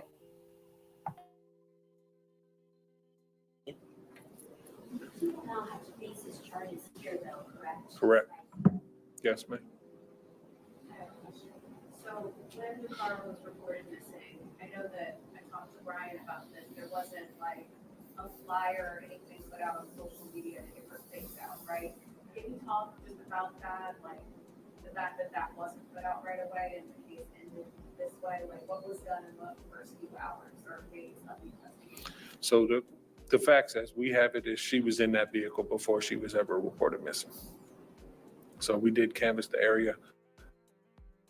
We searched, we questioned people in the area. We looked for video. We did all of these things. As a practice, critical missings get distributed.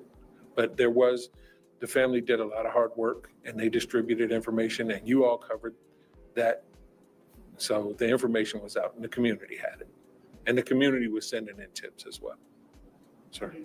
Body was first discovered, you were quick to say, yeah, some of the characteristics we cannot identify. Correct. And the timeline up from that point to today, you kind of provided details of many of how to be identified. So we met with the family and through that meeting, we were able to identify the body. We'll take one more question. We'll do two. I was going to ask, are any investigators talking with the suspect as he was cooperating? We did interview the suspect and we got limited cooperation. Can I just ask this respectfully, any trauma to We're not going to discuss the manner of death at this time, but thank you for your question. And thank you all. We really appreciate you coming up.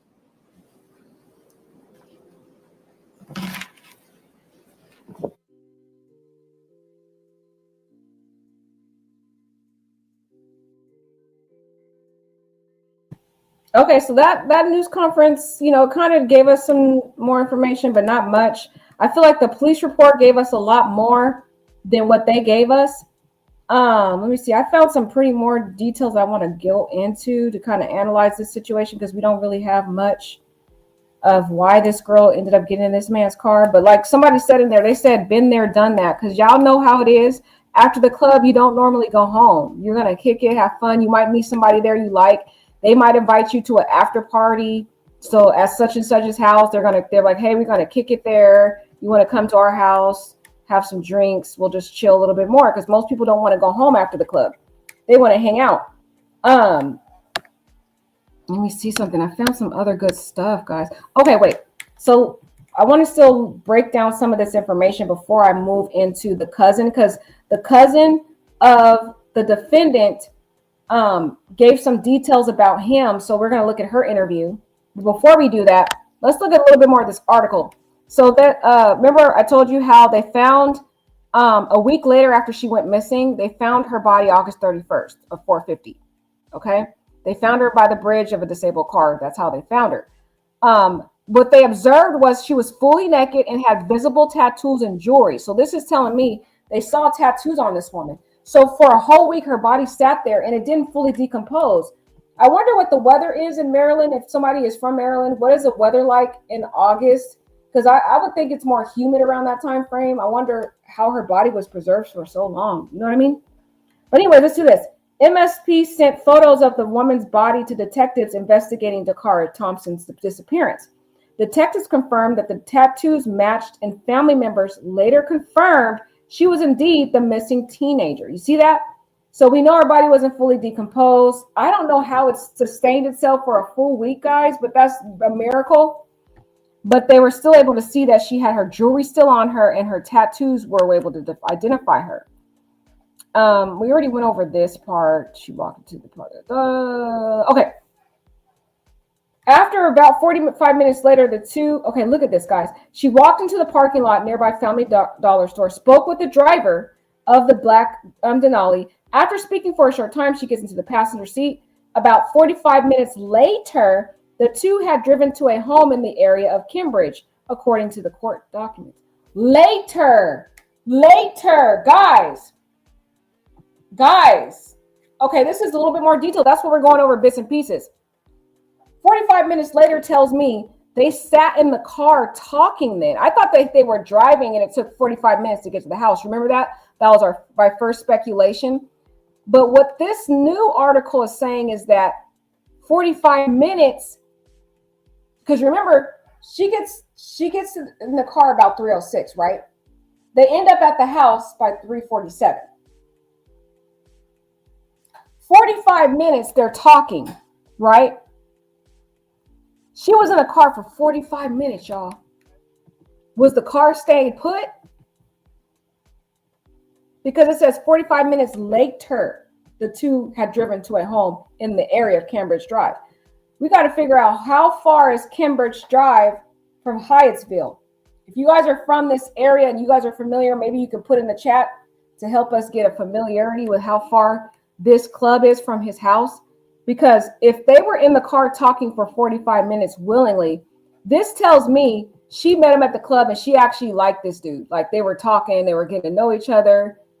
Oh yeah, that's true, Asha. There are people that are blocking Trump from deporting people. So you know what, that might have been the situation where the court did say that they had to have a hearing before they could deport. But he had already deported people. But you might be onto something, Asha. You might be right that they had to release him for the court hearing because there was a ruling that he wasn't able to deport until the hearing occurred. So Asha, you're right. Thank you for explaining that, girl, because I was like, what is going on? Anyway, they were in the car talking for 45 minutes. So she actually probably would have met him at the club. She thought he was cool, right? They're having a nice conversation. The vibe is going well. So now it's like, hey, we're talking for 45 minutes. Hey, let's just go drop by my house. We can chill for a little bit longer. Let's hang out. Now, when you're a young 19-year-old, you don't recognize this as a red flag. And especially when you're clubbing, you don't, like I said, you don't want to go home. You want to still hang out. You met a good guy. You met a guy you like at the club. He sounds cool. Hey, the conversation's going well. We're vibing for 45 minutes. I don't want to go home yet. I like this dude. Yeah, I'll just go to your house. We'll chill and we'll talk some more over there. Maybe we'll have a couple more drinks, hang out, and then just, continue the fun there. She did not think that she was going there to have sex, though. That's what I'm saying. I think she met at the club, thought he was a cool dude. They talked for 45 minutes. The conversation went well. So they go to carry on this conversation at the house. She thinking she's just going to chill. She don't want to keep staying in the car. She's probably intoxicated too. And he probably said, hey, let's just go over. Maybe I got some food. I'll go over there and make us something to eat over there. We'll probably get some drinks and we can just chill for a little longer. This man had ill intentions. This girl being probably intoxicated, he wanted to take advantage of her at the house. And this young lady, her mindset was not intending to sleep with this man. It was just to hang out. This is making more sense to me because this article says right here, guys, that she gets into the passenger front seat, right? They stay put at that car location for 45 minutes because this article says 45 minutes later, then they drive to a home. And then they're at the home for an hour and 45 minutes. Sorry, hour and 15 minutes before she's attacked. So she was vibing out, and then this man decided to force himself onto her, and that's when things started to change because he's thinking, you're at my house, you're going to give me sex. She's like, no, that's not what I came here for. And that's when the violence ensued. You see what I'm saying? This is what is now starting to make sense to me. Hey, this man is 35 years old. She's 19 years old, poor girl. And at that age, you kind of fast and you want to be out kicking anyway. Hernandez reportedly detailed that he had been at the Gallon Club. Okay, guys, let's look. There's a video surveillance also that I wanted to look at from one of the articles. So we're going to take a look at that video surveillance here. It's kind of blurry and small, but we can kind of look at it. Hi, everybody. We begin with a news alert tonight. A body found in Anne Arundel County may be linked to missing Prince George's County woman Dacara. Found in Anne Arundel. So look, guys, this is the video surveillance. It's kind of behind them, but look, this is her. This is her car. This is her white car. See how this black car right here is parked this forward direction, facing forward. Her car, she parks it improperly, right? She parks it in the wrong way. Her lights are still on when she walks out to this area. So this tells me she did not expect to be going anywhere. And they sat in that car for 45 minutes talking and conversing. So she probably thought, oh, this guy's cool. I met him at the club. I'm just going to sit in this car, chill. We're going to talk. They got caught up, and she didn't expect this to end up turning into they go into the house. And she's like, okay, well, I'll just hang out. The conversation's going well. I like this guy. I'll just hang out at his house. But again, she's 19. She's young. She's vulnerable. She doesn't know that this is a dangerous situation. But the video surveillance here is showing us this girl really didn't even intend to stay at first. Then you see her right here. This is her walking to this man's car. So she talked to this guy before at that club that night. This is not just some man that just happened to just pop in, because she knew to go to this man's car and parked her car for the very reason to go to his car. County may be linked to now look her, she's still walking. You can see his car right here. missing Prince George's County woman Dacara Thompson. That is a big story tonight at 10 o'clock. Shamari Stone's live tonight in Waldorf with the latest. Shamari. Well, Jim and Angie, moments ago, we tried to speak with Dacara Thompson's mother, and Dacara Thompson's mother and father. They don't want to discuss this latest development at this point. Meanwhile, this investigation is continuing. Tonight, Sky Fox hovering near a grassy area off of Route 50 in Annapolis after Maryland State Police discovered the body around 5 o'clock Sunday evening. Right now, Prince George's County Police cannot confirm the body found is 19-year-old Dacara Thompson, but say it does look like her. Investigators are waiting on an autopsy result to confirm. Fox 5 first told you about Dacara's disappearance. When we spoke to her parents last week, they told us the last time they saw Dacara was when she left home in Lanham and said she'd be back. We found Dacara abandoned, and then we found her belongings in the car. So I don't know. The only thing she has with her was her phone and the location where we found her car. She was last seen on August 22nd. Surveillance video from Hyattsville, Maryland, showing her locking the SUV that was parked in the wrong direction on the street and walking away around 1:30 in the morning, 9 miles from her house. At that time, we continued to do video work in the area. We worked with the family to try to work through cell phone information to attempt to locate her. Further investigation and video was conducted. We really searched hard for Dacara. And on Sunday, Maryland State Police say they were initially called out for a broken down vehicle, and troopers discovered the body when they went out there. Tonight, they say it does not seem that the disabled car is connected to the case. 19 years old. Dacara is 19 years old. And so even though technically she's an adult, she's someone's child, someone's baby. And so our heart goes out to her entire family. And call Prince George's County Police if you have any information about the Dacara Thompson disappearance. I'm Shamari Stone here in Waldorf. Back to you, Jim and Angie. You're about to lose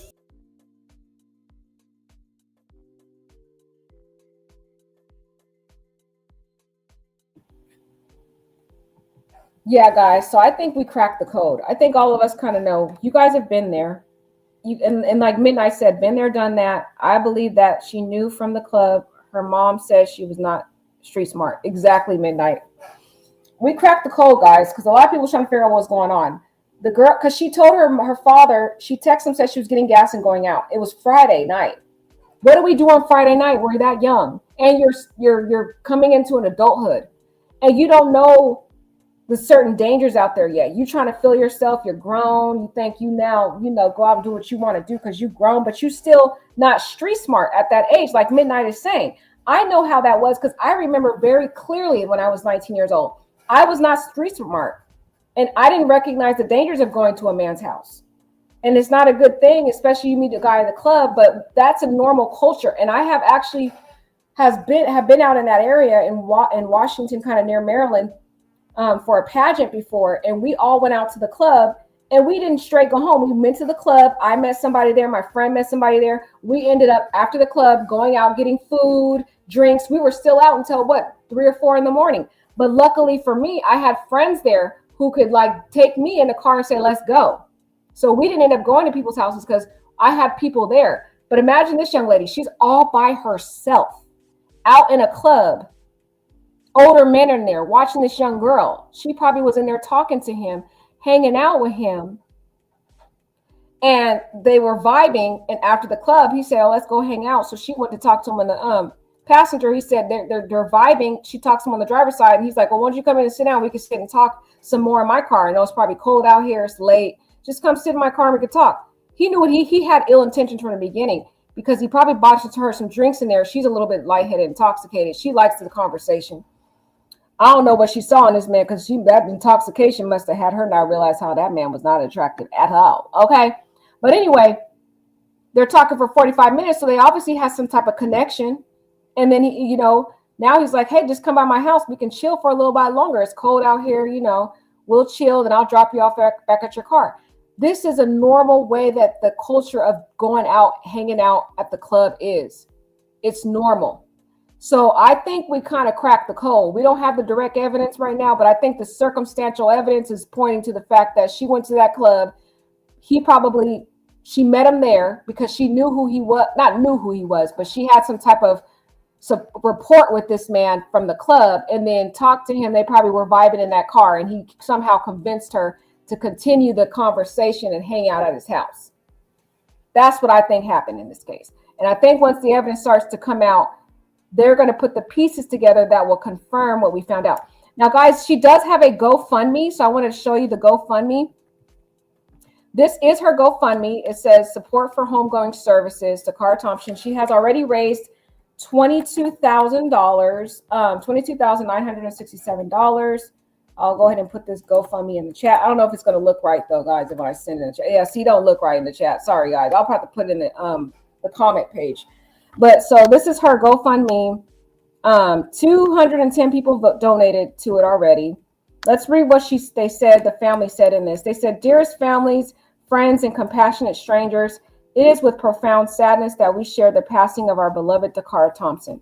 This sudden and tragic turn has left our family devastated.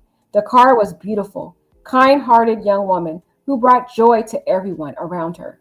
And her absence has created a void that words can't fulfill. During the days she was missing, we held on to hope. But now we must focus on honoring her memory with the dignified farewell she deserves. Your gracious support will help to help cover services and burial expenses. Dacara was a vibrant, loving 19-year-old with a whole life ahead of her. Your support, whether through donations, shares, or prayers, means the world to us during this unbearable time. Thank you from the bottom of our hearts, the Thompson family. Here's a photo of beautiful Dacara. That's so sad, y'all. That was the missing person's file. Let's see what people said. They said, we love you all and here to support you in any way.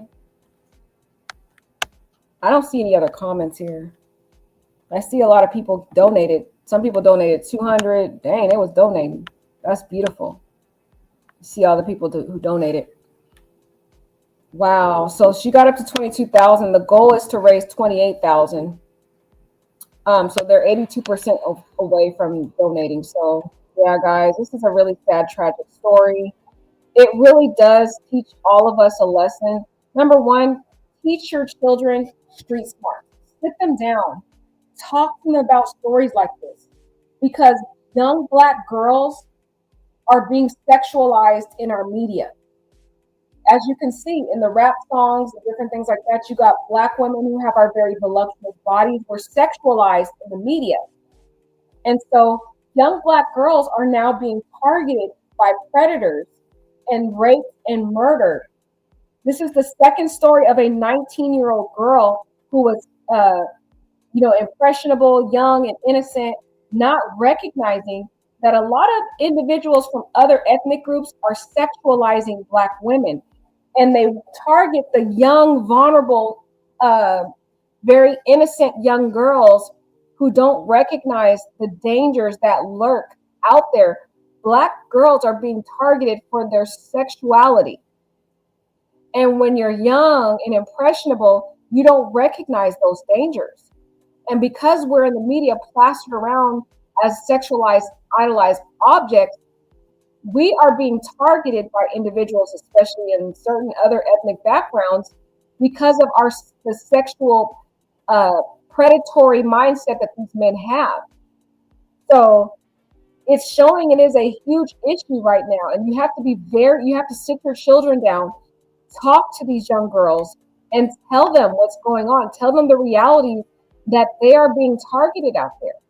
That not everybody who smiles in your face is a good person. That because as Black women are sexualized in the media, they're looked and reduced down to just sexualized objects in the eyes of a lot of men right now.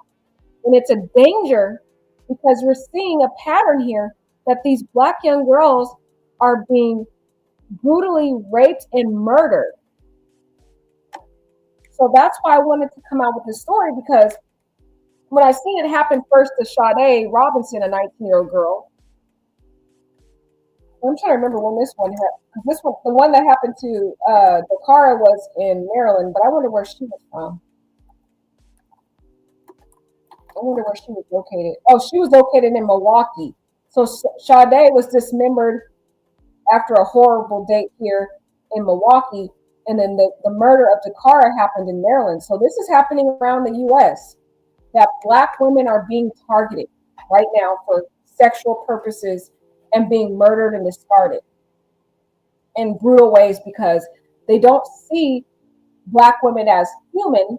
They see them as these sexualized objects to just take advantage of and discard, not for meaningful purposes. So it's a very concerning issue right now. Now, back in the day, we would see a lot of Caucasian girls getting kidnapped, brutally raped and discarded. But now I'm starting to see a pattern that is starting to happen to young, impressionable, innocent Black girls. And one of the issues that we're dealing with, you have to sit your girls down and tell them about these stories and tell them that it's a dangerous world out there. Educate them. If a man tells you to go to their house, do not go. It's a huge red flag if a man that you just met is asking you to go to a house. I don't care how nice the person is. I don't care. You got to teach your young ladies. Number one, we're sexualizing the media. So a lot of men do not see you as human. They see you as a sexual object, number one. So number two, their mindset about you is not to see you as a human. They reduce you down to sexual pleasures and objectify your bodies. So you have to tell the young girls this. You have to tell them, number one, do not drink in public. Cover your drinks. Make sure you're with a friend. Have a buddy if you go out. Do not go to a man's home. Make sure you leave a club if you go out with a friend that you can trust. Try not to drink in a public setting. I'm sorry, because when you drink, it lowers your inhibitions and you don't think rationally. A lot of tragedies occur because of alcohol and late night clubbing. Because once you get that alcohol in your system or whatever drug you're taking, it lowers your rationality and you're not seeing the dangers that are going on. This young girl was innocent because she was sheltered probably all of her life. She just now became 19 and smelling the freedom of becoming a young adult.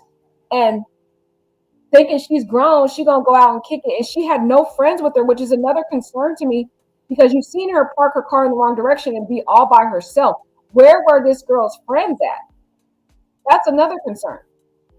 So this is why I want to share the stories, because of the pattern I'm seeing going on with young girls being targeted who are Black, and the sexualization of Black women in the media, which individuals who may not be from the Black community see on TV, and now they're idolizing every Black woman as a sexual object and nothing more than that.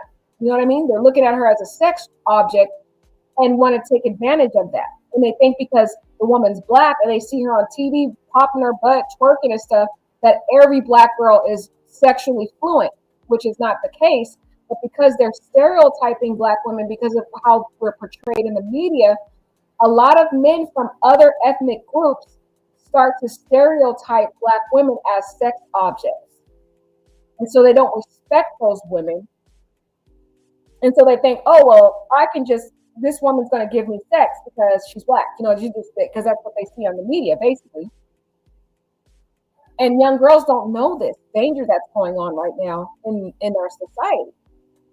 So I hope that you guys will share this story, not for me to get more views, but share it because you need to warn your young girls.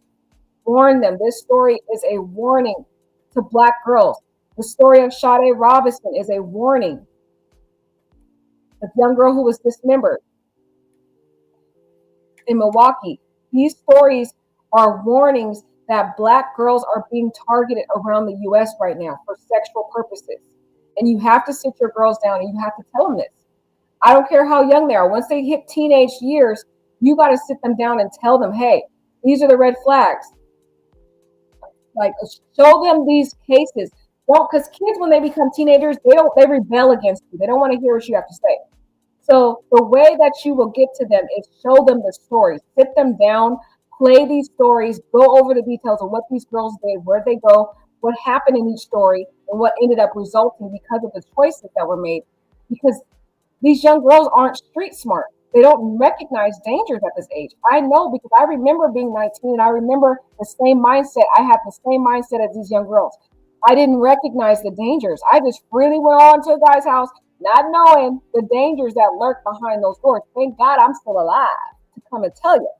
But nowadays, girls are showing up unalive, raped and unalive, brutally murdered and unalive. This girl right here on the screen was dismembered, body plastered all over the city. And now we have the sad story of Dacara, who was brutally beat to death in the head, facial lacerations, skull fractures. And you can see this wig that she has on. Like I told you how these wigs are installed. It was completely glued to her head. So she had a red one, a wig that was glued to her head. That's how she put these wigs on. You can see how the glue here is even right here. Evidence of the glue. So this man forcefully beat this woman and pulled her hair so bad the wig ripped off her head. That woman probably had skull fractures, abrasions, ripped skin, all kinds of stuff on her head because of the force that man used to pull that woman's wig off. She suffered. She suffered severe pain. So again, for those 4 people who live in that house who want to sit here and claim up and down that they don't know what happened to this girl is a complete lie to me. Now let's hear from the cousin. So there is a cousin that's related to this man, right? And she says, it's a woman, she says, I'm really sorry. Cousin of alleged killer offers insight into the man's accused of Dacara Thompson's death. She said, I never thought a family member would do something like that. We are distraught. Let's see what this person, I don't know if this is the actual interview. On Cambridge Drive in Bowie, Maryland. Rafael Sanchez Cruz has been covering the investigation there. Rafa, you spoke to the accused killer's cousin and learned some insight into how this arrest all played out. Yeah, Lorenzo, Annie, this is a really layered case. So let me walk you through it. Yesterday, investigators executed a search warrant at this home right behind me. But today, there were federal agents back here to arrest a different man. Now, the cousin of Hugo Hernandez Mendez tells me that they found blood inside her cousin's bedroom, that blood belonging to Dacara Thompson.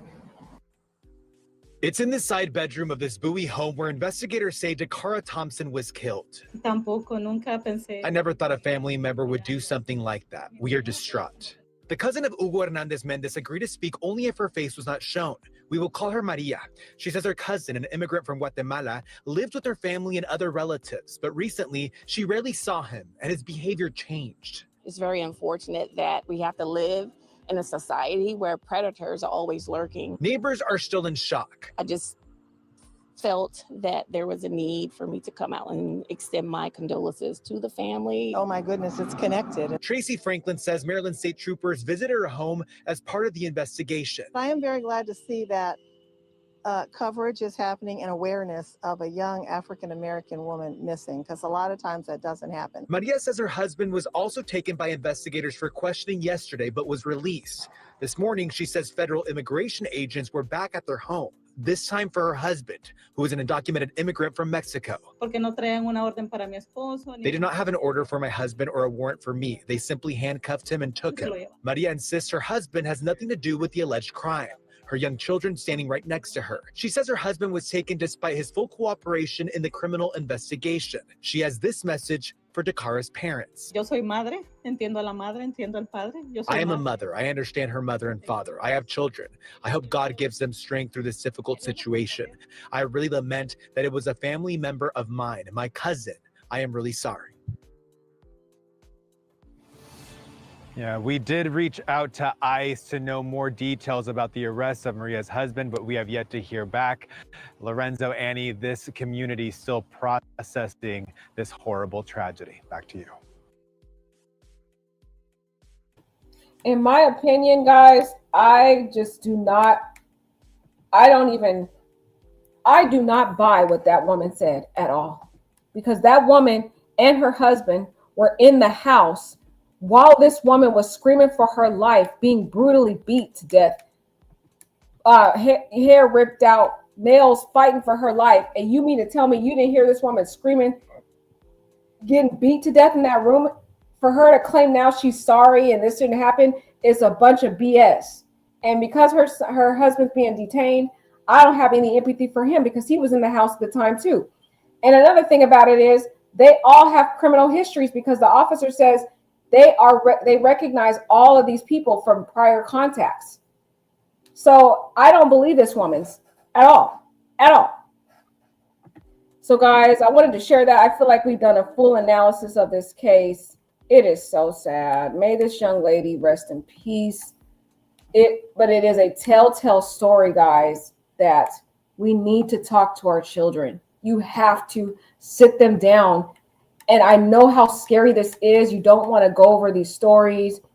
You probably just want to, let your child be the innocent child they are and enjoy their childhood. But you need to sit them down and talk to them about street life. You got to train your children about the real world out there, the real world out there and the dangers that lurk, especially our Black young girls who are now the prime targets right now.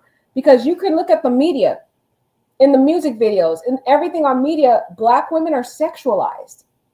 We have very voluptuous bodies and figures, and we're plastered in these music videos. The Black women are, and these artists and musicians are twerking in the music videos and sexualizing their bodies. You don't see white artists out here doing that, but you see artists like Cardi B or, and she's Afro-Caribbean, but Lotto, Ice Spice, Beyonce, like all these African American women who are kind of mixed. They have some African heritage and some mixed heritage. But a lot of these Black women are put in music videos twerking and sexualizing their bodies. What's the other lady? Sexy Red and all these black women they're twerking their bodies and they're being sexualized. And when a man from another ethnic group sees this on TV, he doesn't understand Black women. So he thinks, oh, all Black women are like this because this is all I see from Black women on TV. So what does he think in his mind? He thinks, oh, all Black women must be sexually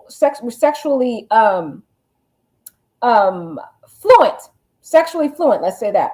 And so they start to sexualize these Black women instead of seeing them as human. And their primary purpose is to use them up and discard them like they're wasted products. Like you see what this man and the other man did to the two black 19-year-old girls in the different locations. It's a dangerous time for young black women right now, and you need to really, really talk to your children. Sit them down, share this video with them. I know it's very graphic, but unfortunately, if you got a teenage black girl, you need to sit her down and tell her this. It's very sad. Oh, okay. Midnight says they were probably blasting bachata music and partying during those hours. A lot of Spanish people party to the wee hours of the morning. Oh, that is true, Midnight. That is a good point that you're saying. But the problem with that is it doesn't sound like that was going on, because based on what the witnesses said, they said one guy was in his room next to the room and he could hear commotion. And then the other people said they were in their rooms allegedly to be sleeping. Allegedly. Okay, girl. So I think they lying, girl. I think they lying. They trying to protect their relative. But you did give up a really good. See, I like Midnight, because Midnight is actually giving us theories. She's analyzing it. I need y'all to do that for the next video. I need all of us to kind of help give some background so that we can all learn from this, and try to help each other to live a long, prosperous life. That's why we go over these stories, to warn each other and to try to prolong the lives of everyone to see these tragedies. All right, guys, like, comment, and subscribe. I want to thank Betty. A shout out to her for, always being so supportive. I really appreciate you. And I love all of you. Thank you, Midnight, and the other ones, for your amazing contributions. And like, comment, and subscribe. Take care, guys. Have a wonderful night.